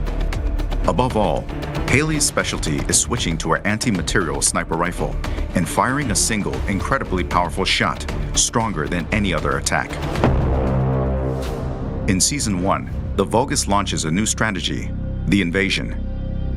Invasions occur randomly in 2 dungeons of the hard difficulty infiltration operations. Players can choose to enter between the existing operations or the invasions. Invasion dungeons are only available for solo play, testing the strength of the Descendants. 3 Vulgus legions will block the Descendants with different defense mechanisms. The quantum field creates an immortal state, impervious to physical attacks. The Resonance Shatterers cause massive explosions with the energies of Arche and the Iron Heart. The Keeper Tile encryption device maintains a powerful security system. Invasion dungeons present new mechanics that disrupt the Descendants' operations. Solve these enemies' mechanisms and swiftly eliminate them. Invasion dungeons are designed for speed runs, and the faster you clear them, the greater the rewards that await. After coming in contact with the Iron Heart, Descendants experience an Arche resonance phenomenon. This resonance grants the Descendants new powers. It's the season growth inversion reinforcement. Inversion reinforcement is a new growth system that resets at the start of each season. It includes 5 types: hunting, attributes, recovery, survival, and seasons. Through the inversion reinforcement, Descendants gain beneficial effects for progressing through seasonal content, and can also obtain effects that compensate for their weakness. Each season, we plan to tailor and replace the inversion reinforcement effects, providing effects that perfectly fit the seasonal content. In addition to a new Descendant, a new Ultimate Descendant will be introduced in Season 1. Ultimate Freyna, who has evolved Arche's toxicity into a more powerful weapon, will make her debut. In Season 1, you can discover Freyna's exclusive story and uncover the tale behind the name of her skill, Room Zero Trauma. Excava is an assault rifle with powerful versatility. It can be obtained through the Battle Pass and is also available as a free reward. Excava charges voltage when attacking enemies and has a unique effect of firing the charged voltage as an energy grenade. It is a versatile weapon that combines the inherent versatility of an assault rifle with a powerful shot. Frost Watcher is a scout rifle that can be farmed through the Season 1 content. When hitting enemies from long range, it reduces chill resistance and enhances the damage of one's chill skills, making it a perfect fit for Viessa and Haley. If you've prepared a new Descendant, ultimate weapon, and inversion growth, it is now time to face the most powerful Colossus, Deathstalker. Deathstalker lurks in the darkness of the void, targeting the life of Descendants. It is stronger than any Colossus encountered so far. To protect Albion from the threat of Deathstalker, we must once again venture into the void, unravel the mysteries within the darkness, and intercept Deathstalker. The first Descendants first season begins on August 29th with Haley, a new Descendant, Ultimate Freyna, and the new Ultimate Weapons. New episodes, dungeon content, and void intercept battles await you in Albion, Descendants. The first Descendant, Season 1 Invasion. Play for free. Love, it's a crazy, crazy game. But no matter what you do to make your dreams come true, the choice is up to you. 'Cause everything leads to love.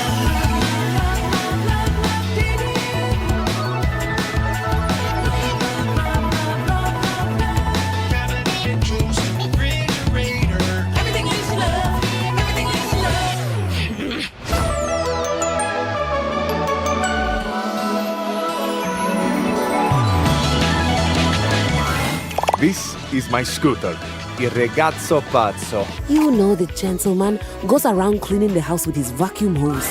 Name's Hoover. The friends just call me Hoov, though. Besides, we both know you're cheating on me, so it's only fair. I wish I was cheating on you.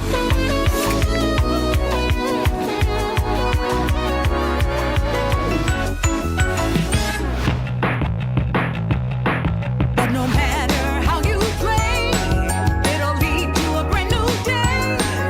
You're gonna get swept away. 'Cause everything leads to love.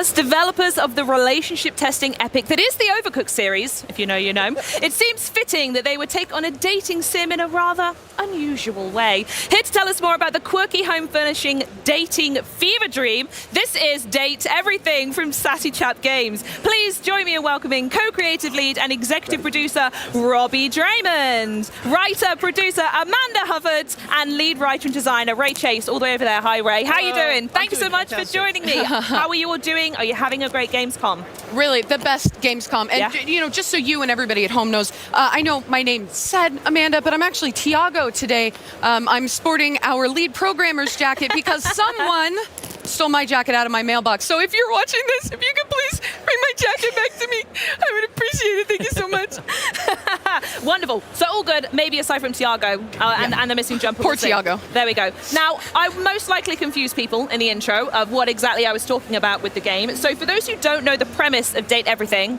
tell us more. What exactly does that mean? Sure, this is an absolutely bizarre game that has never been made before. You start out, it's almost a first-person shooter, as it were. You get a job as a customer service agent doing some remote work. You are immediately on your first day replaced by AI, but there's nothing to fear because your entire existence will be changed when a mysterious package comes to your front door, which holds these glasses called the Date Viators, which allow you to directly acknowledge a thing's existence or date everything in front of you. Because that's the first thing I would want to do if I put special glasses on. Is like, who do I want to date? Exactly. It's very intuitive. Absolutely, yeah. I feel like you've made the game of my dreams. What about any other things to add, or is Ray basically just nailed that? No, Ray's our lead designer, hit the nail on the head. Yeah, sure, yeah. It's perfect, yeah. But the idea just came from a random day when Robbie and I were joking around. I like our game. The idea is a joke at the beginning, but underneath there's so much more.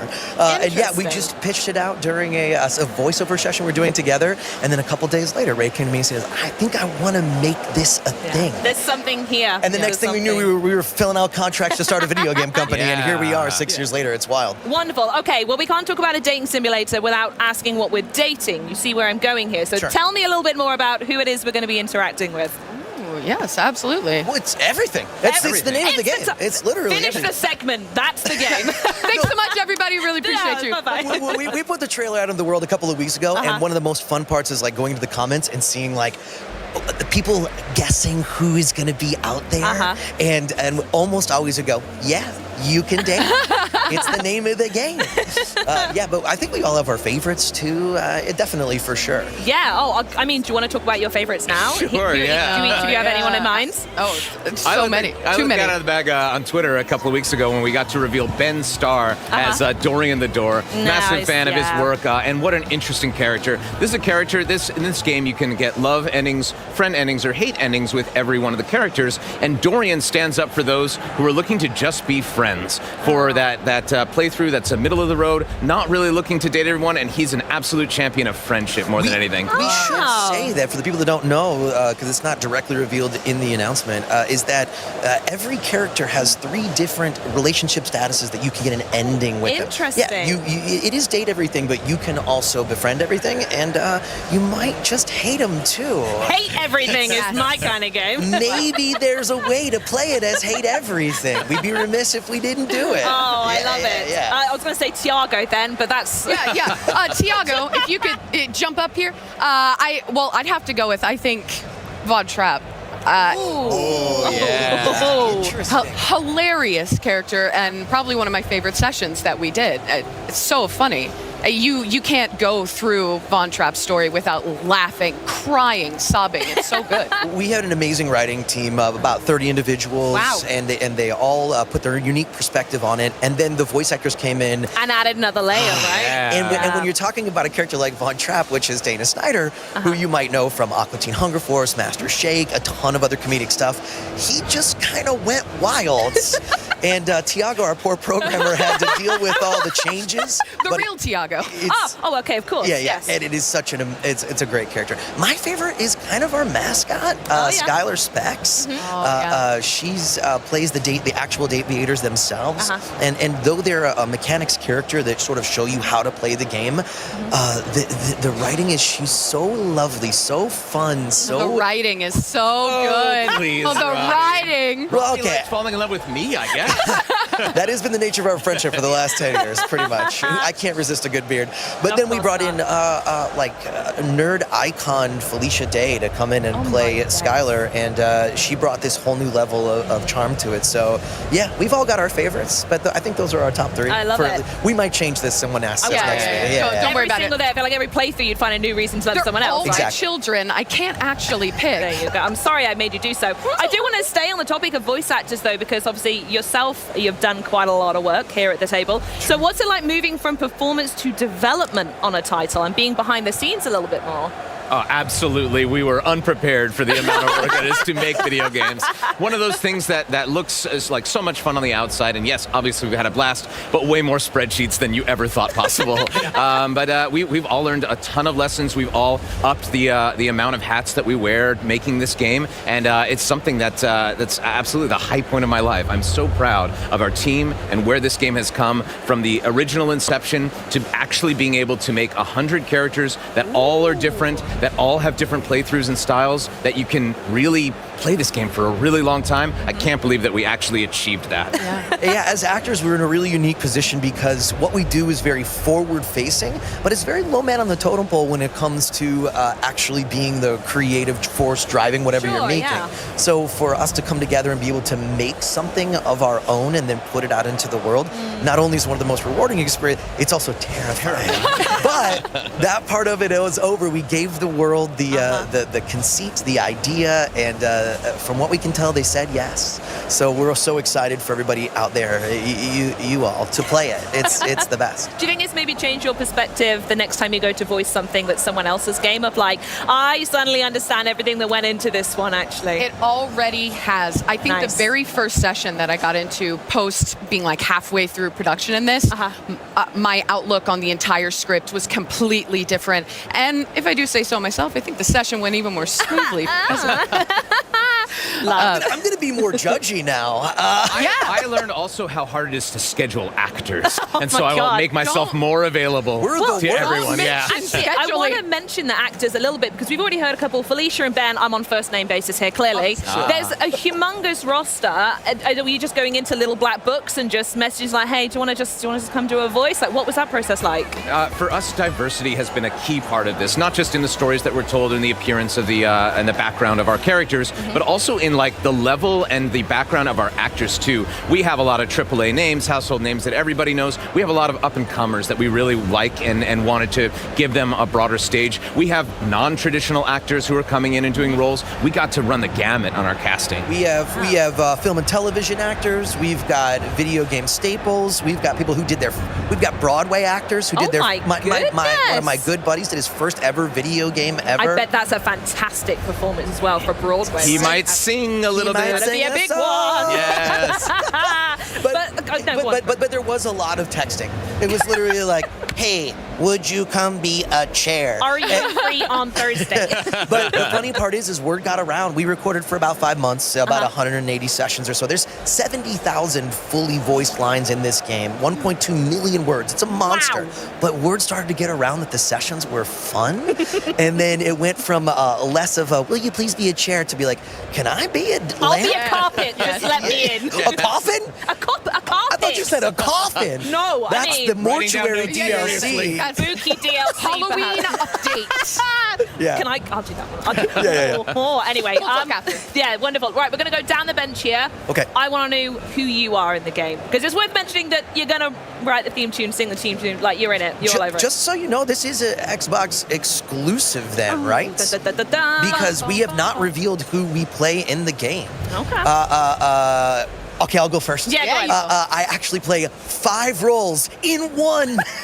I played the Hanks. Okay. And the Hanks are all of the hangers in your closet. Yep. And they're like just 5 adventure sports loving dudes, but they're all me just doing a slightly different voice.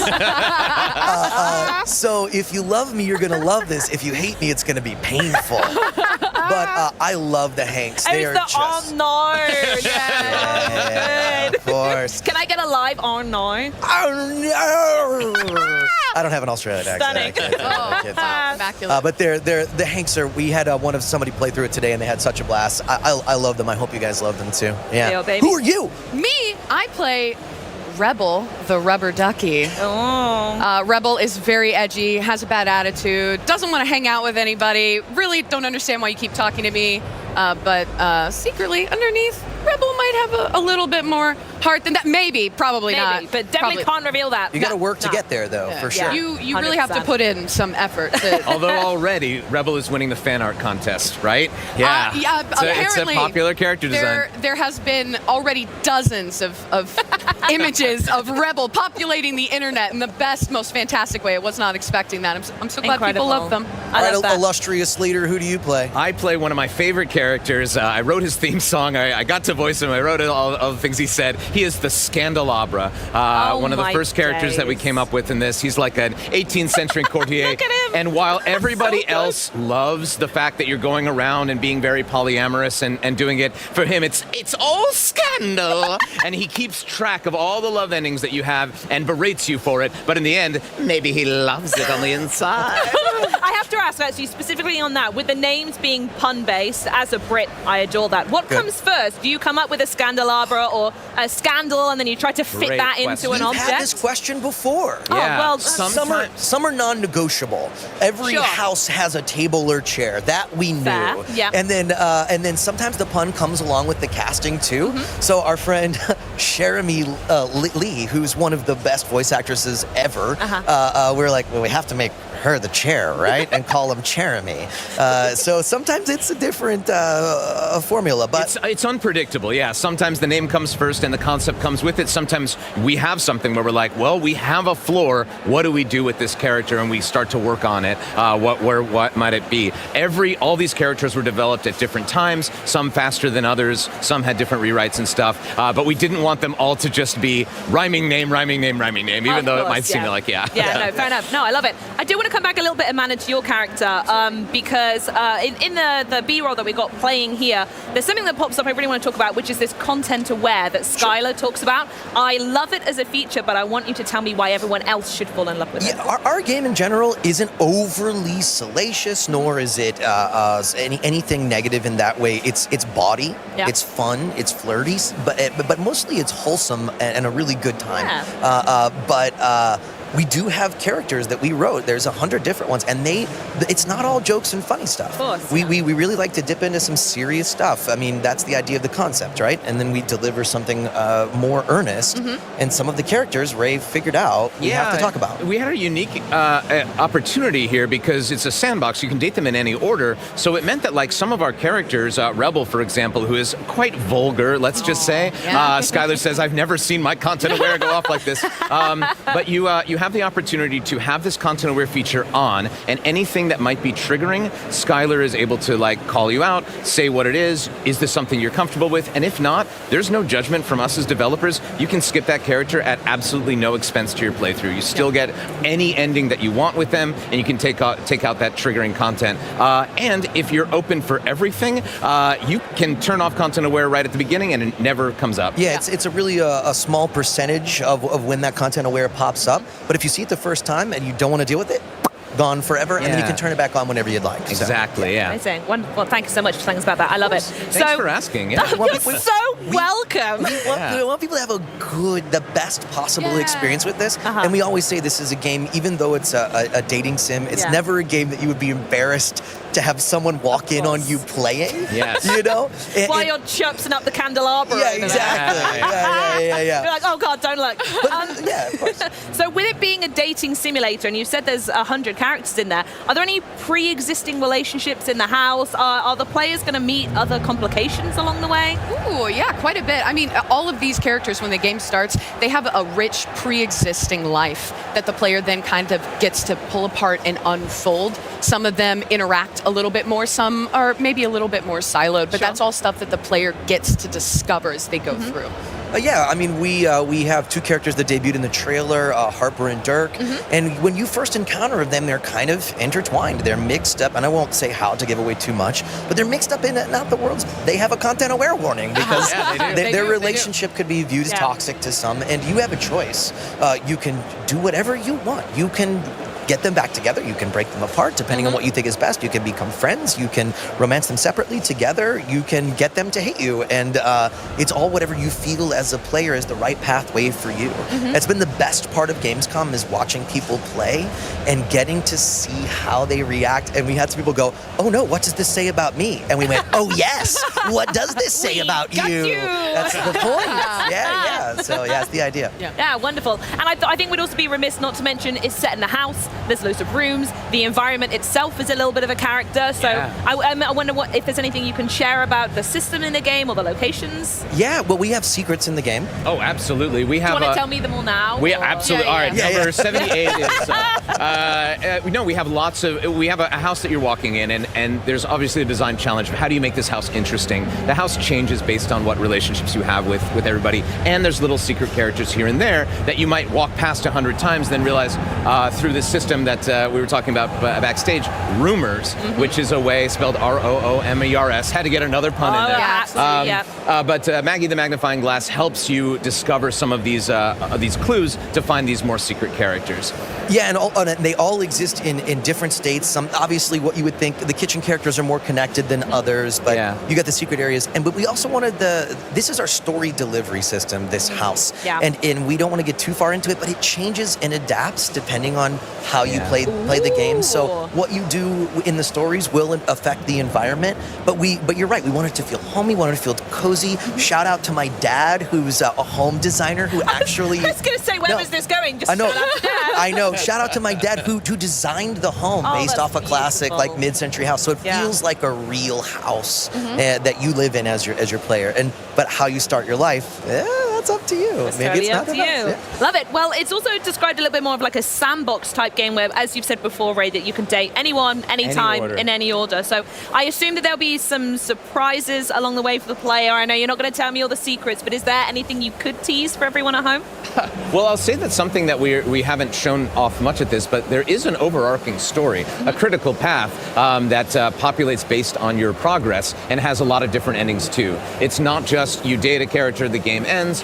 We really want you to go through and at least talk to everybody, get an ending with everybody, and get to see the full story of the Date Viators unfold. Interesting. Well, I cannot thank you enough for stopping by. I'm going to say it out loud, and I'm going to get hated for it, but this is my highlight of the show. Like, truly, it's been a joy talking to you all. I hope you have a phenomenal Gamescom. I'm going to come down and play it myself after this and see who I can start dating, and I'll let you know who my favorites are. But one thing is for sure, I will never be looking at a fridge the same way again. Coming up, we're going to take to the skies with the latest map and join new planes to join Microsoft Flight Simulator. Then it's back down to earth with the latest updates coming to Fallout 76. But now it's time to don the role of Kazan as he survives exile, waves of Imperial forces, and relearns the forgotten skills of battle that once helped him save an empire. Check out this deep dive into the first Berserker, Kazan.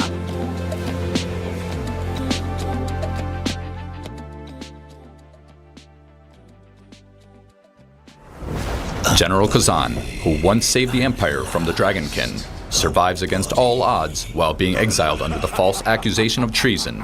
He embarks on an adventure to uncover the truth behind his downfall and seek revenge against his enemies.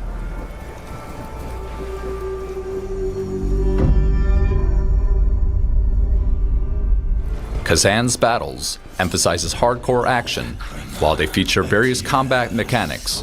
The core principle is see and respond. We put significant effort into creating precise and vivid combat experiences based on this concept. Essentially, we designed the game so that the players can observe and decide their actions, providing clear feedback for each decision. Combat moments are primarily divided into two phases: the monster's attack turn and Kazan's attack turn. We aim to make every moment enjoyable. To achieve this, we included various ways to respond to monster attacks. Players can exploit openings to attack or choose to defend or evade when necessary. Techniques like just guard and just evade, which requires precise timing, are also available. There is no single correct answer. Players can experiment with multiple methods. Your unique combat style will develop based on your choices, ensuring that this process effectively leads to defeating your enemies.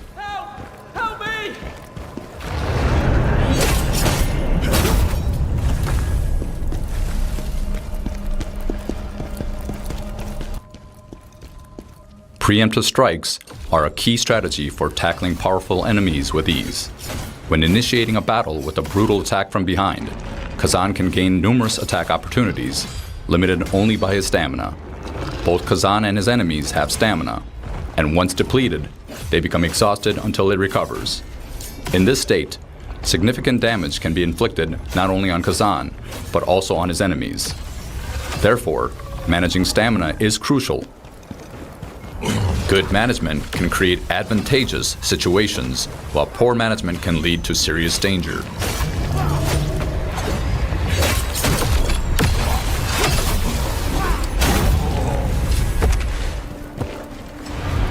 In battles against strong enemies, including boss fights, using stamina strategically is particularly crucial. Inducing stamina consumption or successfully landing high stamina damage attacks to cause exhaustion is key. Once in an exhausted state, dealing maximum damage through various methods become the core strategy for overcoming bosses. Additionally, targeting and destroying weak points can inflict significant damage and provide extra attack opportunities. Kazan is a skilled warrior who can proficiently wield various weapons, allowing you to experience different combat styles that maximizes each weapon's advantages.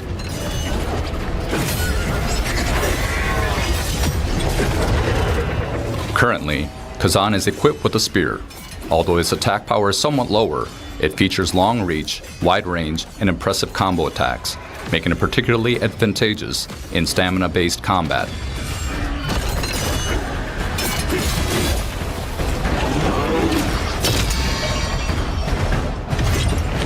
This weapon excels at efficiently draining the enemy's stamina and delivering additional damage to exhausted enemies through various methods and combos.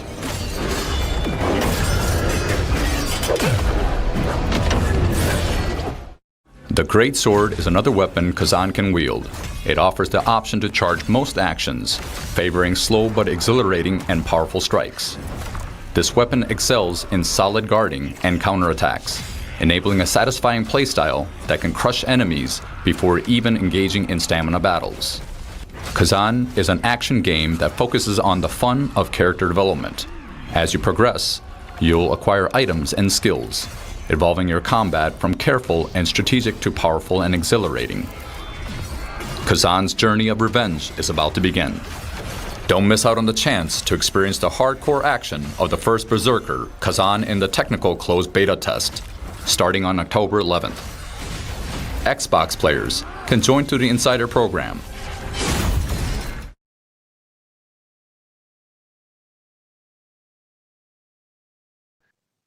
Hey York, it's great to see you. I'm gutted that I'm not seeing you in person, but I hear that you're in Seattle. Yes, it's like the first time in at least 4 or 5 years that I'm not going to make it to Gamescom in person, which is a huge bummer because I love the show, I love the people, I love the vibe, the gamers. So yeah, but plus we always have a community event where we meet with the hardest core flight sim enthusiasts. But honestly, we're 13 weeks away from the launch of Microsoft Flight Simulator 2024. And, you know, there's almost so much to do to make sure that everything is perfect that I'm just going to have to stay home and work on the new set. How are you feeling coming up to launch? Because as you said, it's only 13 weeks away. Yeah, I think it's awesome. I mean, Microsoft Flight Simulator 2024 or MSFS 24, as we now call it, it is the biggest undertaking ever in flight simulation. It's the biggest fleet, the most airports, the most sophisticated flight model, the best physics we've ever done. The digital twin is taking leaps forward. This time we added seasons, worldwide ship traffic, worldwide oil rigs, heliports, glider airports, animals. It's massive. And in MSFS 24, it's the first time that you can exit the aircraft and walk around. So we added tons of detail everywhere on Earth. So it's just huge. And on top of that, we've added an all-new career system where you can pick from dozens of authentic aviation activities in a career. And that adds a completely new dimension to the sim. And so you can be like a firefighter or a firefighter pilot or a cargo pilot or a crop duster pilot or just a passenger airliner pilot. And on top of that, we added short burst activities like low altitude challenges, landing challenges. Just if you have a little bit of time, you can have fun in flight sim. That is an insane amount of content. I also love the landing challenges. I once somehow managed to get 1 point on them, but the Xbox One team all laugh at me for it. But they are so much fun to do. But you may not be in Cologne in person this year, but I know you are very keen to share some goodies with the community. Can you tell us what? Yeah, it's actually one of my greatest joys every year to come to Cologne and to bring something to the community that has local relevance. So I don't know if you remember last year, we did EDDK, which is the Cologne-Bonn airport, and we launched that alongside some European cities and a German plane called the DoX, big flying boat. The year before, we had City Update 1, where we actually had scanned the city of Cologne and Bonn and Düsseldorf and Dortmund and Hanover, so really local cities. And we had launched the Junkers F-13, the first all-metal airliner in the world. And this year, we went all in. So I'm happy to announce we're launching World Update 18, which is the DACH region, so Germany, Austria, and Switzerland. And we have assembled a huge amount of data for this. So we are launching all new aerials. So these are basically the satellite and aerial imagery that we use for textures of the landscape. And we're actually using the ones that we're going to launch in the next simulator in November, but we wanted to give a preview to the community. And then we have all new digital elevation maps, they're called DEM.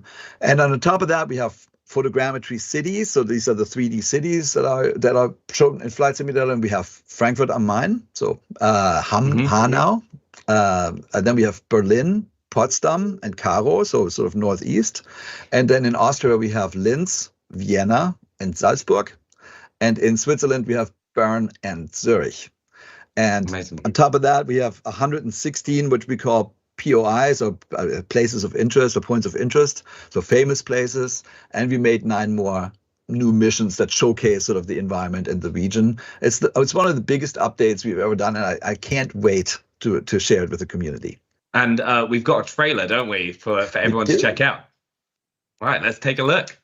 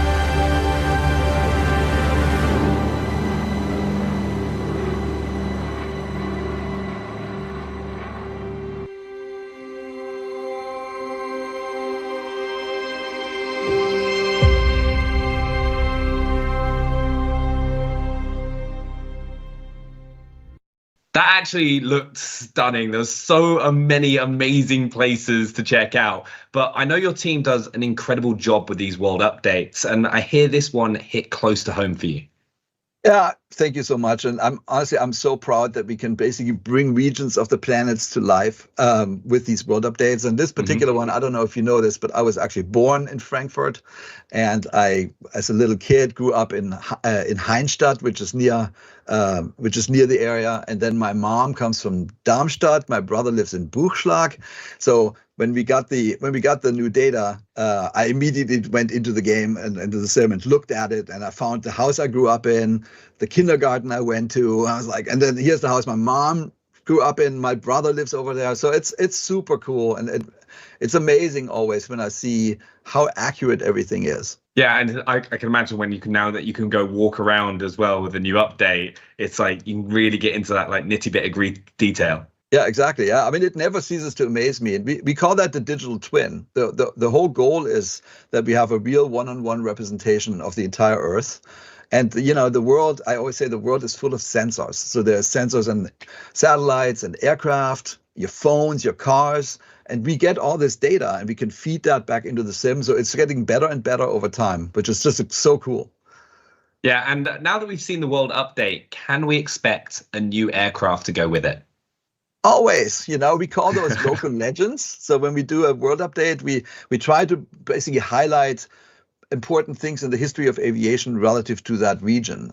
So for Germany, we did a few already. We did 2 Junkers and 2 Dorniers. And today, I'm very proud to announce a very special plane from Bremen called the Focke-Wulf 200 Condor.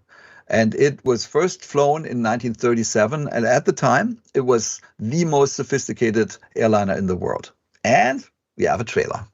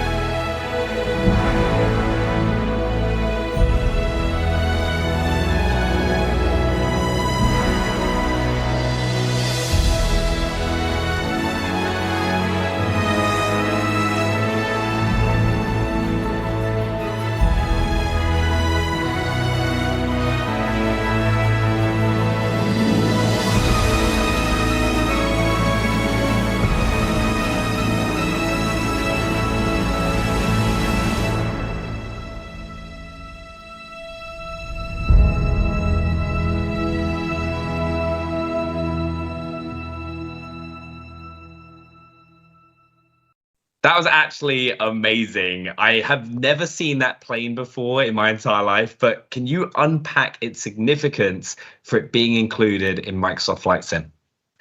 Yeah, thank you. I mean, it's not at all surprising because the plane, it came out in 1937 and it was a civilian plane. It made a famous flight from Berlin to New York. That was the goal, to have passengers in one go fly over the Atlantic. At the time, typically people flew in seaplanes and they had to take several stops. So this was the first one. And the reason why it could do that is it was very light for its size. It was only 17 tons and it had it had 4 great engines, lots of tanks, and it flew much higher than everybody else did. So typically planes at the time flew 1,500 meters altitude. This one flew 3,000. So you could go, the air is thinner, less resistant, so you can go much further. So it was a major step forward. However, obviously the war came and then the plane unfortunately just disappeared from the skies. But there's a really interesting story. In 1988, they actually found a wreckage. The plane was considered lost. They found a wreckage near Trondheim in Norway. They raised it. Took 11 years till 1999, and it was not in good shape. Let's put it this way. And then there was a group of volunteers. They call themselves the Condorians, that basically rebuilt the entire plane from scratch, basically based on the pieces they found, and that was completed in 2021. And that plane is now visitable. You can see it in a museum in Berlin. And I'd followed that story. I called the museum. They allowed us to do a scan, and then we typically try to give something back, right? When we do these collaborations with museums. So I asked them, is there anything we can do to help you guys? And they said, hey, Jörg, there's a Swiss collector who spent his entire life collecting all the instruments for the Condor, and he had sort of built in his house a dashboard of the Condor. But the man was at a point in his life where he wanted to part with his collection. So Microsoft actually bought the collection from the collector, gave it to the museum in Berlin, and they integrated it into the Condor. So, we call it digital preservation, what we do in Flight Sim, right? And when we can connect that to the real world, where people do the real world preservation of planes, it's just one of the most awesome things, really, for us. No, it's amazing that people are going to get to play that in game as well, and it really is art imitating life. But thank you so much for joining us. I know you're really busy, kind of getting the last bits for the update together, but you've got one cool announcement for everyone, don't you? Yes. So World Update 18, the one we just talked about, is available right now. So the sky is calling. Go check it out in Microsoft Flight Simulator and download it today. And just in case you didn't know, Microsoft Flight Simulator 2024 is releasing on November 19th. And that's also going to be available on Xbox Game Pass and Xbox Game Pass for PC. So everyone get their hands on it. But Jörg, thank you so much for joining us, and we'll see you here next year in Cologne.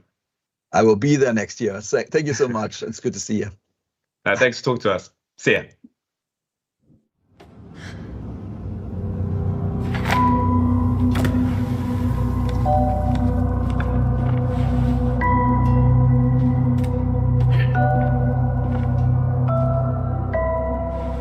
Hi, I'm Cora Di Fegnino, producer of Little Nightmares 3. We are very excited to have the game playable at Gamescom this year, but for all of you that can't be here, we wanted to give you a sneak peek at our demo, as well as some exclusive footage.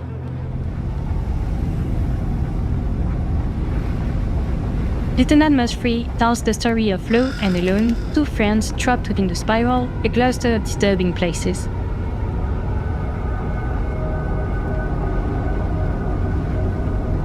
They will have to work together to survive in this dangerous world full of delusions and escape the nowhere.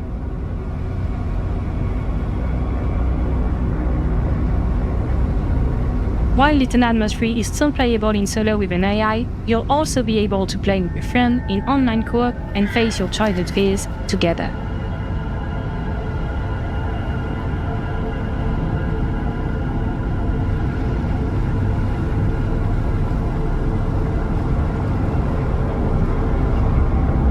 Welcome to the Necropolis.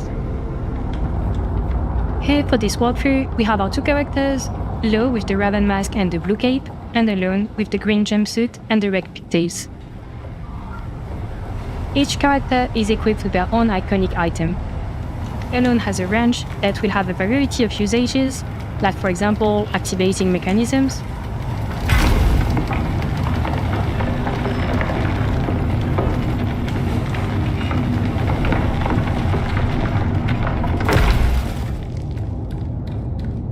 Lo's iconic item is a bow. It can be used to solve puzzles and make new paths when the road seems blocked. To survive in this dangerous world, teamwork would be essential, as Lo and Alone will have to work together to keep moving forward. During the game, our two friends will find new items to help them progress.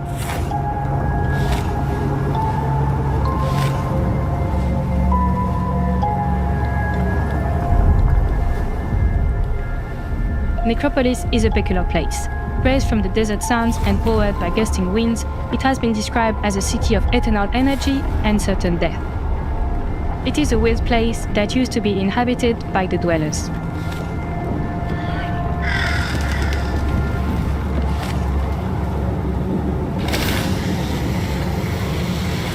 As you can see, the ancient metropolis is now more of a ghost town, and it is unclear what happened to its inhabitants.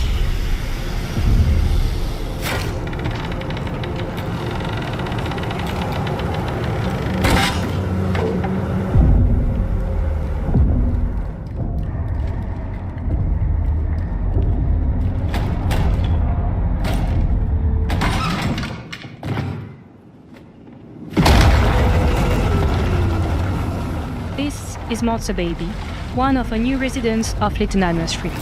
She might have something to do with what happened to Necropolis and the people that used to live here.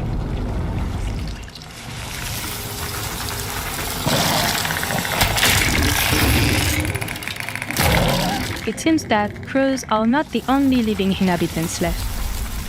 And to defend themselves against this threat, Lo and Elon had to work together and find new uses for the items. Well, night has fallen on Necropolis. It's the first time ever that we show this part of the game.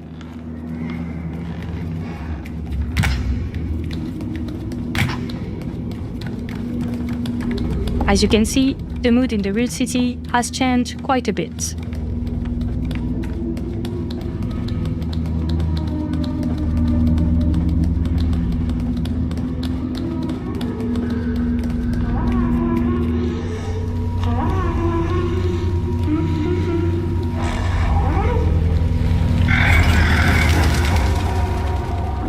Apparently, Monster Baby doesn't sleep through the night. Not sure we want to become one of her toys. We should probably avoid her gaze and play hide and seek behind the blocks.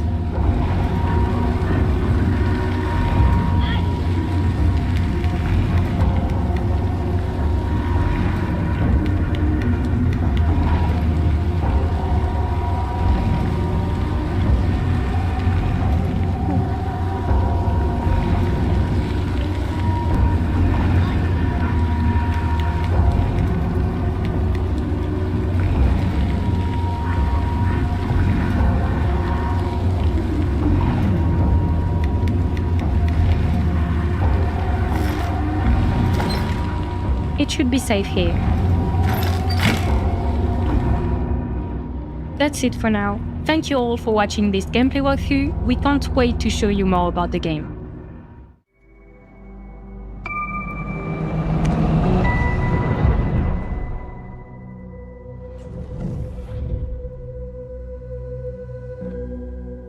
Little Nightmares 3 will be available in 2025 on Xbox Series, Xbox One, and Windows PC.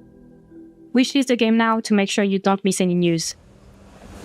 Well, that was a spooky new look at Little Nightmares 3, which is coming to Xbox in 2025. So now it's time to go to the vault with Skyline Valley out now and the Milepost Zero update launching very soon. Our next guest has plenty to chat about. Here to give us more on the latest from Fallout 76, please welcome Milepost Zero Creative Director John Rush. John, awesome. Thank you so much for joining me. How are you today? Oh, great. Thank you for having me. This is awesome. Heck yeah. Let's talk some Fallout, shall we? Let's do it. So first up, a huge part of the Fallout franchise and also Bethesda as a whole is community involvement and the impact that they actually have on yourselves, if that's fair to say.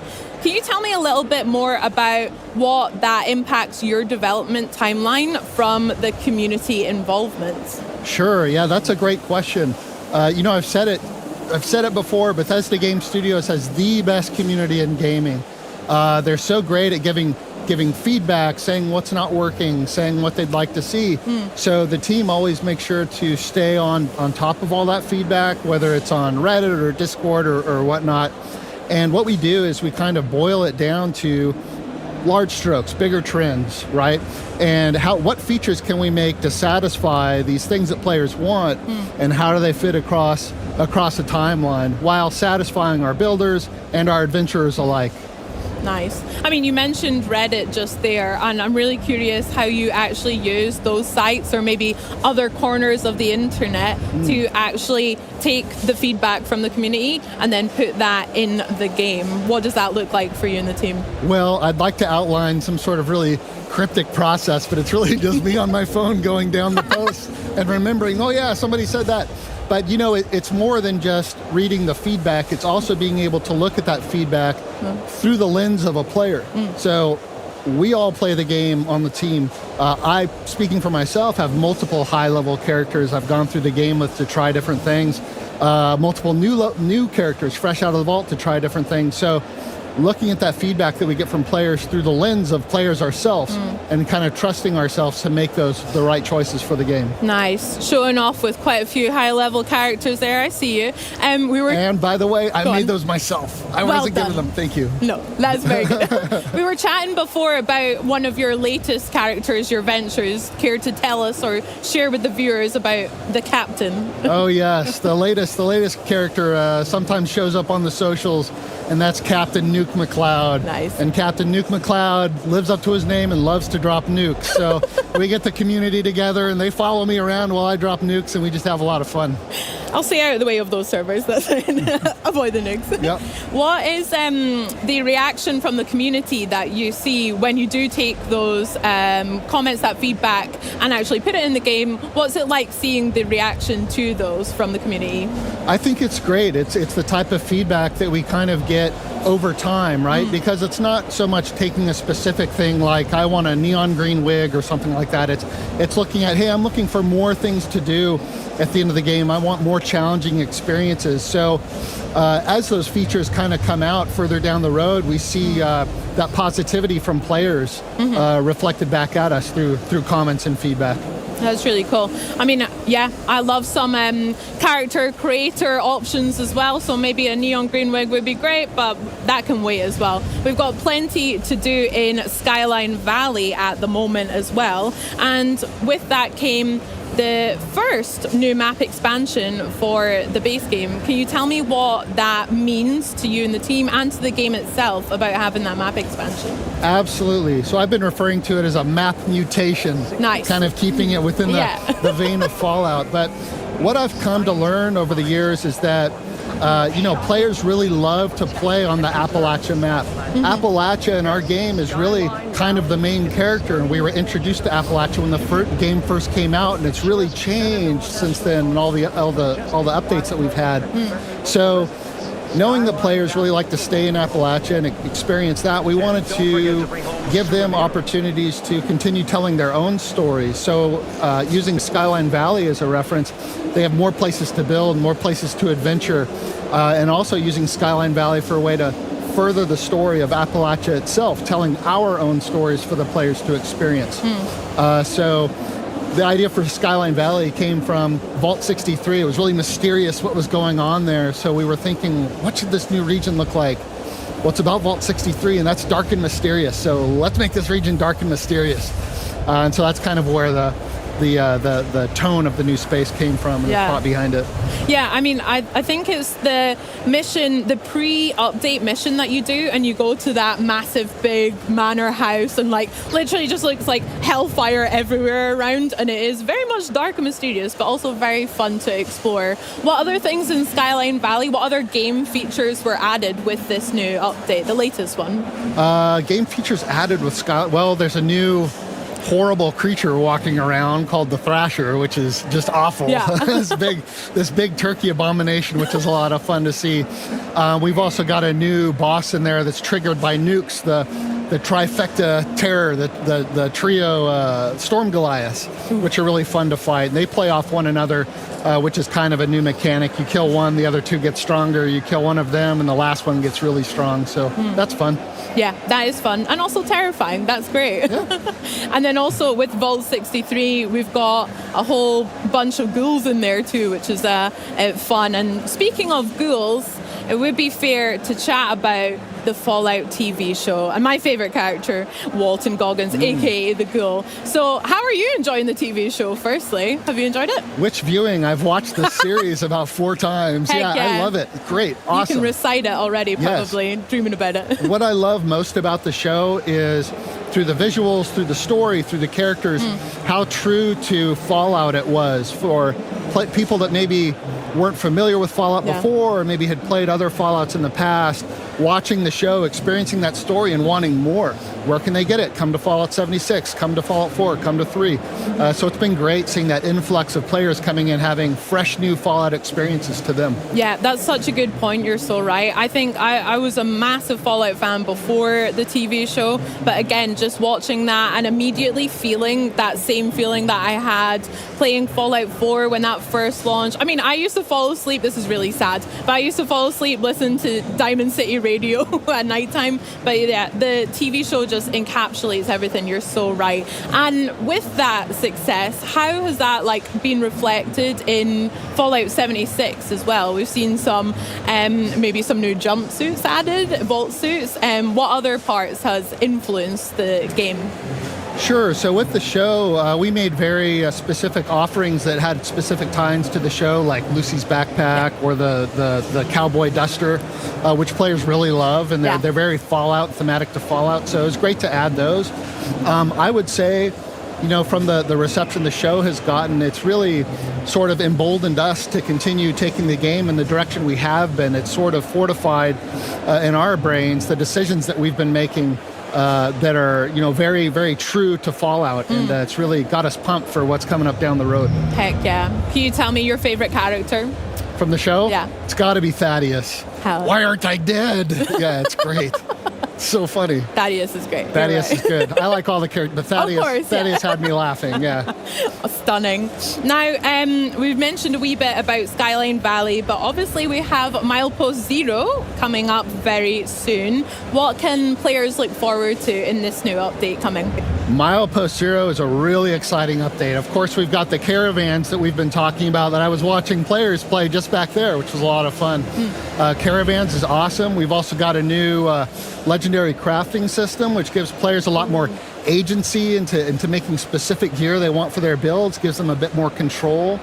And we've got best builds, which is a great step forward for our builders and being able to connect them so they can share their builds in game much easier and show appreciation to one another. If you run across a best build camp that you like, you give it a thumbs up, and upvoted camps with most thumbs up get featured on multiple servers across Appalachia, so it's really cool. That sounds sick. I'll definitely be challenging myself. I love games like Fallout, and then also in Elder Scrolls Online, and then I love building in The Sims as well. So yeah, definitely I'll be building and maybe taking some inspo from the rest of the community as well. That sounds awesome. Cool. I can't wait for that. Now, you mentioned as well you've seen some of the fans playing it here on the booth at Gamescom, and then also in the public test server just now. How have you found the reaction? Are people happy with it? Are you excited? Have you been taking notes as well? It's great. I think overall they're really excited. Again, it goes back to giving our players the tools and the agency to make their own stories in the game. So what better stories are you going to come up with than running the perilous route of Skyline Drive while being assaulted by giant thrasher turkeys and raiders, doing caravans with your friends? It's just super cool. Yeah. There's some many new adventures to look forward to. That's so sick. Now, can't wait for Milepost Zero, but John, is there anything else that you want to share with me today maybe?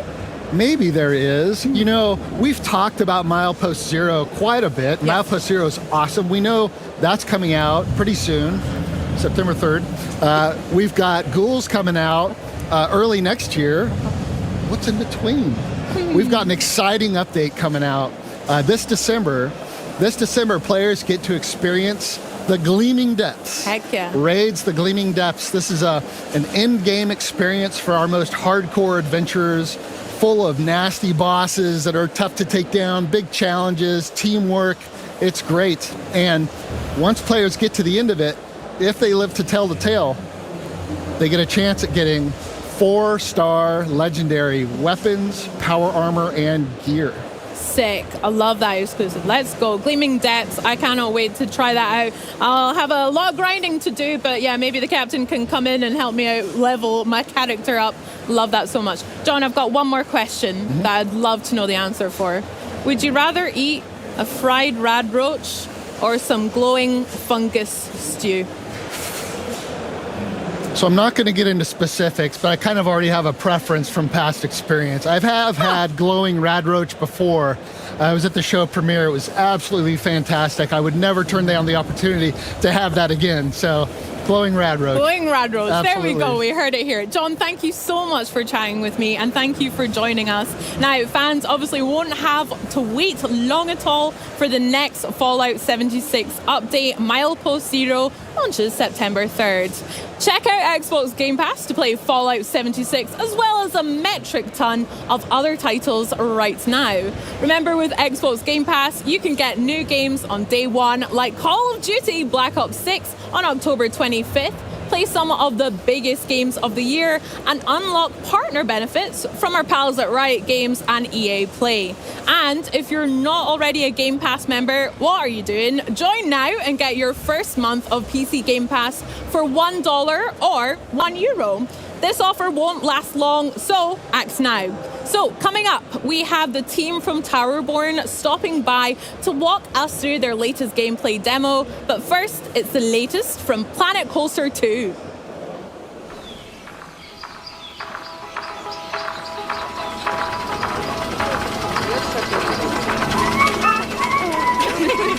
Then again.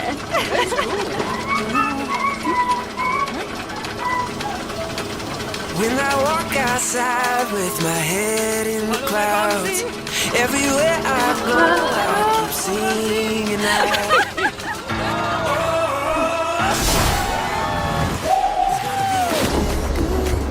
Good day. I'm gonna sing all my blues away. Everything's alright when I got you by my side. It's gonna be a good day.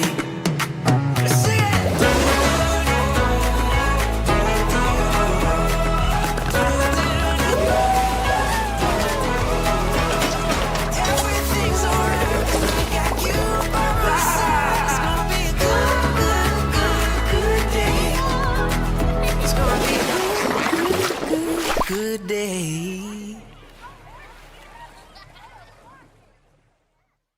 Hi, I'm Rich Newbold, Game Director at Frontier Developments. I hope you enjoyed the trailer for Planet Coaster 2. I'm here to show you a bit more about the game, so let's dive in.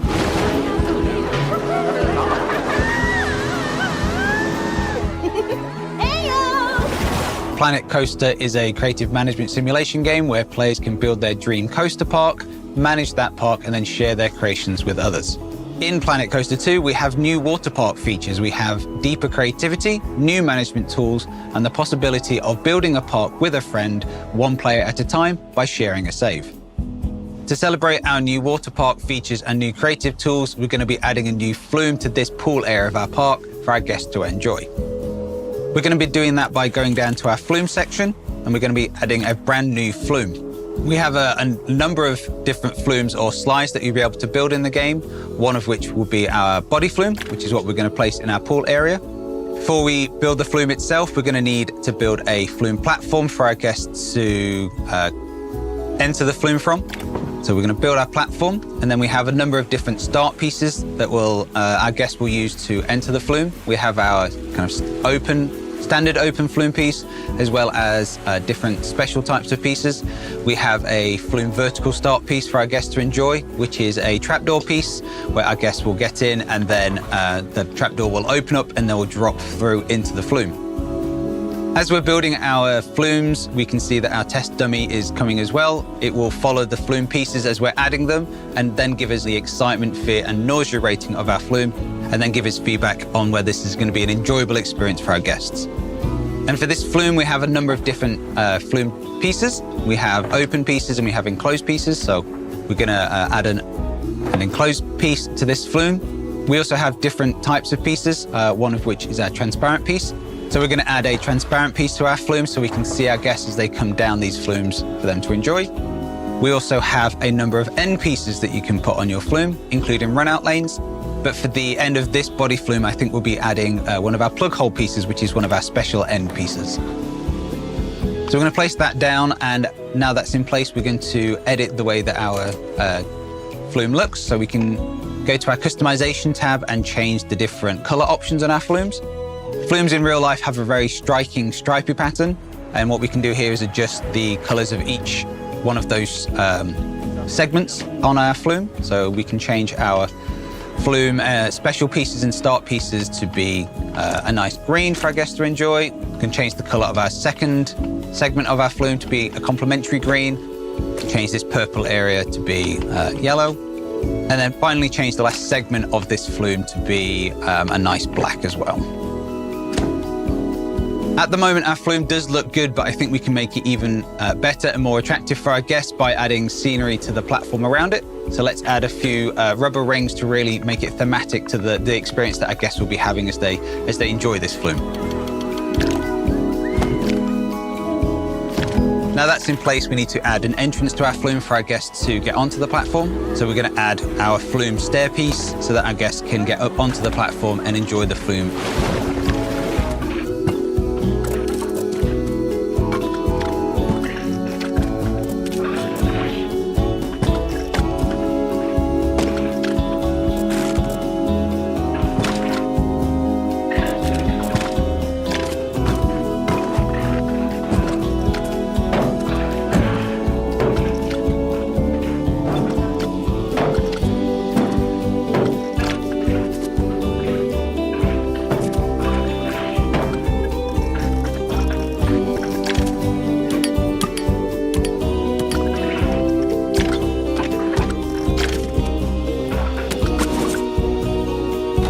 And there we go, our flume is finished and looking good and ready for our guests to enjoy. Flumes are one of the many amazing new attractions that you can build in Planet Coaster 2 that allow you to make a park that is truly unique and yours. If you like this video, Planet Coaster 2 is now available for wishlisting. Thank you for joining me. Goodbye.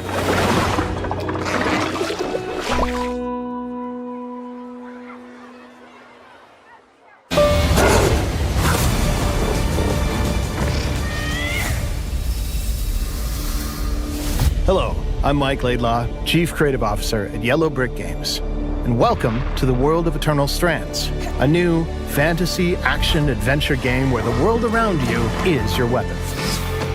In Eternal Strands, you will embark on your journey as a young, magic-wielding weaver named Bryn. She seeks to unravel the secrets of the Enclave, a once thriving center of magic now left in ruins. At your base camp, you'll forge bonds with members of your Weaver Band, who will support you in your expeditions with their various skills. You've worked hard for this, and I have faith in you. Select your next quest and customize your gear before venturing out through the Loom Gate on your way to discover the fate of these shattered lands. In the Enclave, you can climb and interact with nearly everything you see. The mantle, the magical cloak on your back, grants you control over frost, flame, and kinetic magic. Combine these elements in creative ways to manipulate the environment to your advantage and defeat your foes. But the Enclave's foes come in all sizes. Behold, an Ark. This colossal 25-meter construct wields immense power. Is she really ready to fight that thing? Pick your battles. Rather than risking your loot, return to base camp. A day has passed. Reforge your gear with your hard-earned resources to even the odds against the mighty epics.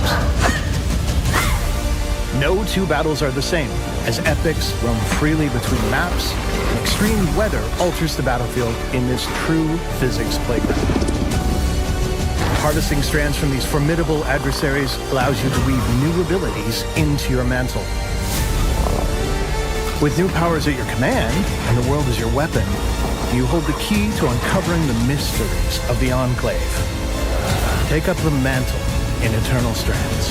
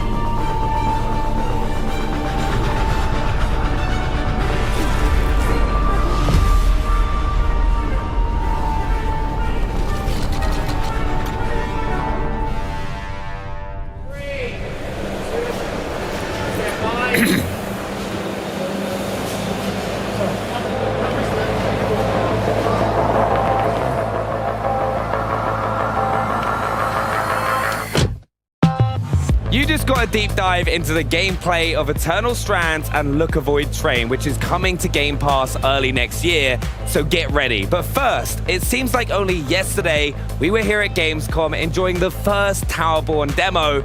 Now, a year later, the game is nearly ready for prime time. Joining me now with more is Stoic CEO and President Tricia Scoffer, Game Director Daniel McLaren, and Co-Founder and Chief Creative Officer Arnie Jorgensen. So, how is everything going at Gamescom, Tricia? It's fantastic. We're so excited to be back. The crowd has been exceptional, as always, and the booth's been full, and players are just enjoying themselves. A lot of excitement, a lot of smiles on their faces, and we're just happy to always have the game in the hands of the players. Yeah, it's been amazing at Gamescom this year. So many people, but it's also been a huge week for you guys. Indeed. Tell me a bit more about it. Absolutely. On Tuesday, we announced that we will be on early access on Steam on September 10th. Yep. And we're coming to game preview on Xbox and Windows PC in 2025. So really not that far away as well. 19 days. And I'm also so excited because we've got a demo that we're going to be playing. But McLaren, for those that haven't seen Towerborn yet, can you give us the elevator pitch? Why is this game going to be so much fun to play? Yeah, so it's the quintessential side-scrolling brawler, which you see generally in like a smaller single-player, shorter experience game. We've decided, why not make this a bigger game? Why not put in sweet loot drops? Why not let your friends play together, collect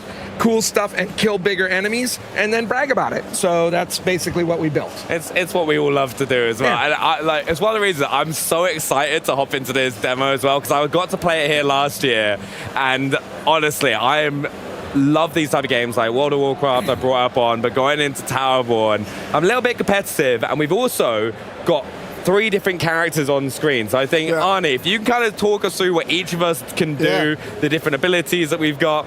Sure. So everyone just kind of mess around on this first screen before we get too deep. But we're going to be going to early access with 4 different classes. Here we see the Shadow Striker. She's got dual daggers, and she can move about the screen really quickly and do high damage. Then we also have the Sentinel with the sword and shield. He can block, and he can also parry. So if done at the correct time, you raise your shield, bang, they become dizzy.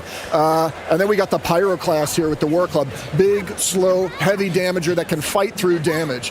So that's the 3 that we've got right here. We're not showing off the Rock Breakers, which, I'm sorry. No, that's not daggers. That's the Rock Breakers with the giant clubs. I know, this is the thing. What we're not showing is the dual daggers. That's right, the Shadow Striker. I'm sorry. Yeah, I'm actually quite excited because I have seen Tricia use the fists before, right? And I was like, she was doing a lot of damage, so I was like, that's what I'm playing as. So I've also got is it an ombre above me? Is it an umbra? An umbra. An umbra. So how does that work? So the umbra is part of your loadout. We're going to be launching with about 9 different umbra and then adding them as we go through early access. But all the different umbra give you different abilities. Some could do damage, some could do healing. So we see 3 different umbra here today, and we'll see what they do. Well, I'm quite excited. And how do I trigger? Is that with my right trigger? That's with your right trigger. Now, if you press your right bumper, that's when you're going to do this massive damage punch. Oh. Okay. So I don't want to use that. So that's the little thing on the bottom of the screen, isn't it, when you can kind of see the bar? So the orange bar, if you look at your HUD up there, the orange bar, as that fills up, that will be your right bumper button. That's the special ability. The 3 little pips down at the bottom, when those turn blue, if you hold your left trigger and hit your light attack or your heavy attack, it will do 1 of 2 special abilities and consume 1 of those pips. Okay, nice. All right, should we go forward to our first fight? Right, I'm kind of just... Good luck, man. All right, I'm going in first. It's not because I'm trying to do the most damage, I promise. There's a lot of different things to remember for each class, but for now, just have fun playing. You'll learn the class over the hours of playtime. And there's like combos, isn't there, that you can do? So you kind of want to set it up to do the most. And that's right. The little bar on the bottom. How do I get that to charge faster? Just by hitting things, or by completing combos. By completing combos, it's going to fill up much faster, and that's your weapon meter. How do I know my combos? Is it just like mixing up like fast and heavy attacks, or? Yeah, it's a combination of using your light and your heavy. It's a 4-button combo system, so any combination of those 4 buttons will do different things. And if you hold down X, you can launch enemies into the air, get up there and do some aerials. Ooh, Nice, coming in and stealing my kill, Benny. I appreciate that. I would never do. I'm not a kill thief. I am just getting involved. I am. I'm happy to. That was help that out. I'm not sure that the people watching here know that there's a friendly rivalry going on right here. We're actually tracking damage done in this, so we can see if Benny can beat Trisha and McLaren. Don't know what you're on about. Please. We're gonna find out, aren't we? Oh no, I've just missed. I've just wasted my combo. It's a no-lose, McLaren. If you win, you basically be a professional gamer. Pretty much. No. That's the goal here. I know you guys are running too far ahead, right? This is. Right, there we go. No, I'm good now. Don't worry, I've got my own enemy. It's been my dream to beat a professional gamer. So. Hey, can you not steal my damage, please? That's my damage. Absolutely. Oh, you just stopped him getting up. Yes, sir. If you hit him early enough, you can whack him pretty quickly. It's like whack-a-mole. How you doing over there, Benny? I think I'm doing good. I think I've done a lot of damage. I'm hitting my combos. Oh no, I've just missed. I keep wasting my. Okay, no. How you doing? No, I feel like I'm falling behind. Man, Trisha's got the best weapon with that spin to win. That's normally my weapon. Trisha's actually playing McLaren's weapon. I know, it's so irritating. But Benny is playing Trisha's. Trisha's really good with the rock breaker. Maybe you haven't seen my stats on all the weapons yet, but I played them all. Don't you worry. All right, hold on. There's a couple more people over here. I'm determined. Too slow. Okay, wait. So right now, I'm actually quite low on health. I've taken a lot more damage. Well, that's Just okay. has taken none.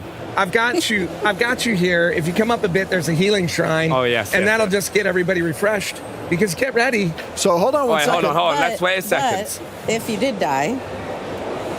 Right. Yeah. So the way the death works in this game, when you die, your Umbra's going to come over and it's going to res you. But if you run out of lives, then it takes your teammates to res you, and it's oftentimes hard. If they take damage while doing it, then you're dead. But I want to talk really quickly. We've come into this mission for a reason. We're in this mission Trisha. because we got to beat Trisha. We heard that there was a boss in the area. So I think we're on its trail, and we'll see what happens here as we enter the next cave. Yeah. Okay. All right, here we go. Are you ready? Are you McLaren, are you sure you're ready? Here we go. Let's go. Are you sure? All right. Let's go. All right, wait. No, I've got. You know where we're going. There we are.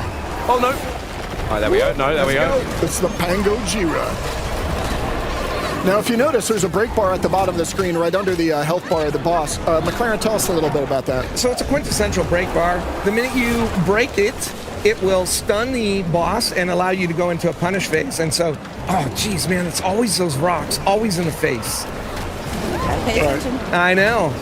So now he's in a broken phase. So now you can just do all of your combos, do all of your damage. Pummel him. Yeah, this is where you really Benny, this is where you get your damage. This is where you get the numbers up. I'm going. That's where I'm going. Get your numbers up. There we go. I need to use my ombre. Your ombre. I love it. I don't know why I'm calling it. Officially change it to ombre. I don't know why I'm calling it an ombre. I think I'm officially changing it to ombre. We're literally doing it. We just turned this game into an esport somehow. All right, come on.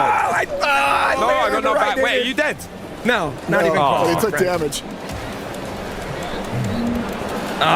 Now, I do have to say, this boss has been wrecking people on the show floor. Yeah, it's been pretty great. But we've got some people here that have played this game before.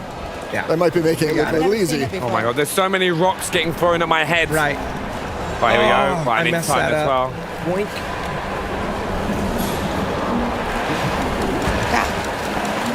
All right, there we go.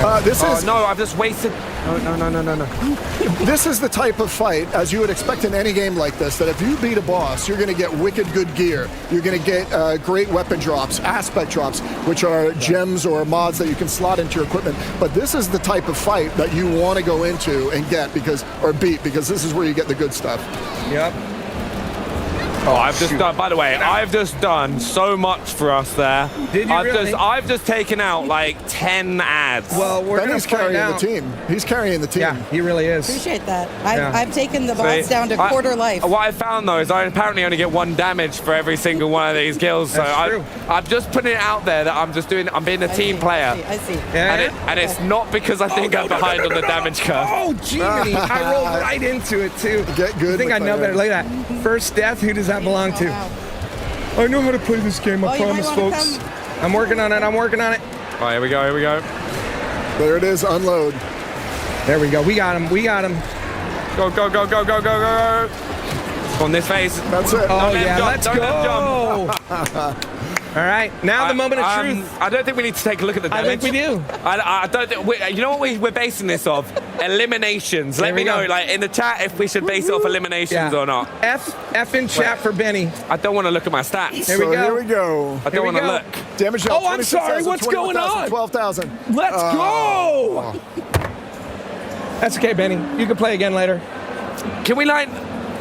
Oh, come on! I know there's something wrong. I defeated way more than 9 enemies. Did you though? I swear I did. Did you though? Well, that's They played the game once or twice. But you know, hold on a second. So this right here is the combat that we're showing here on the show floor, and we're just pushing right now the combat of Towerborn. I think is really something special. But the whole game is an RPG. There's a huge map that you move out onto, and you explore tile by tile, just like this, and you uncover through the fog of war different areas of bosses, loot chests, ventures, which are our version of dungeons. There's a ton to explore in this RPG, and then you go back to the tower and you get your missions. You go to the forge. What is this saying for Towerborn?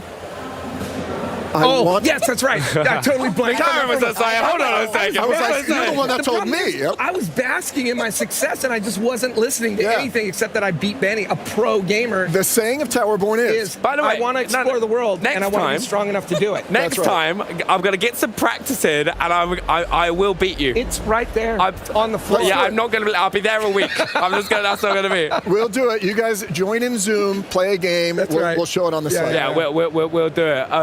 But one thing I have to say is we're seeing more games go into early access. Why was it so important and specifically to go into Steam for you, Tricia? Yeah. Absolutely.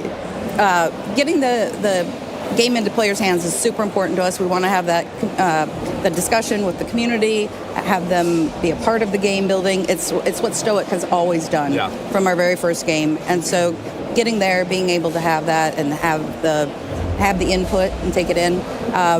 Steam just happens to do that well for us, and we want to make sure we're fully prepared for when we come to game preview next year and have an expansive players, the number of players coming in.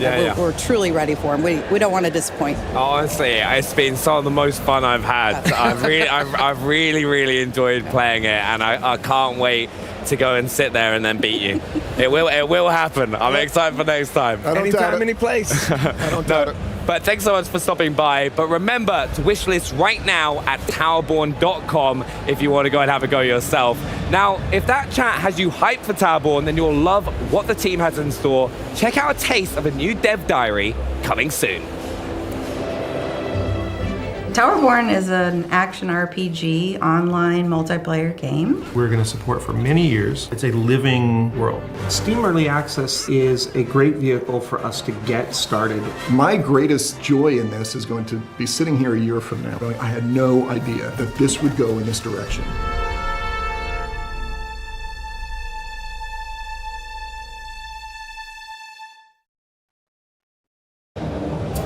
And now it's time to say goodbye, but only until tomorrow. And what a day tomorrow will bring. So you got to make sure you join us when we kick off our final day of coverage with one of the most anticipated titles of the year. It's Indiana Jones and the Great Circle. We'll also jump into the world of Metaphor ReFantasio, a fantasy RPG from the minds behind Persona 3, Persona 4, and Persona 5. Plus, the team from Thunder Lotus will stop by to help us all survive God's judgment in 33 Immortals. And Lena, we're going to give you a rare look at Avowed. Yes! So thanks for watching and auf Wiedersehen. Bye!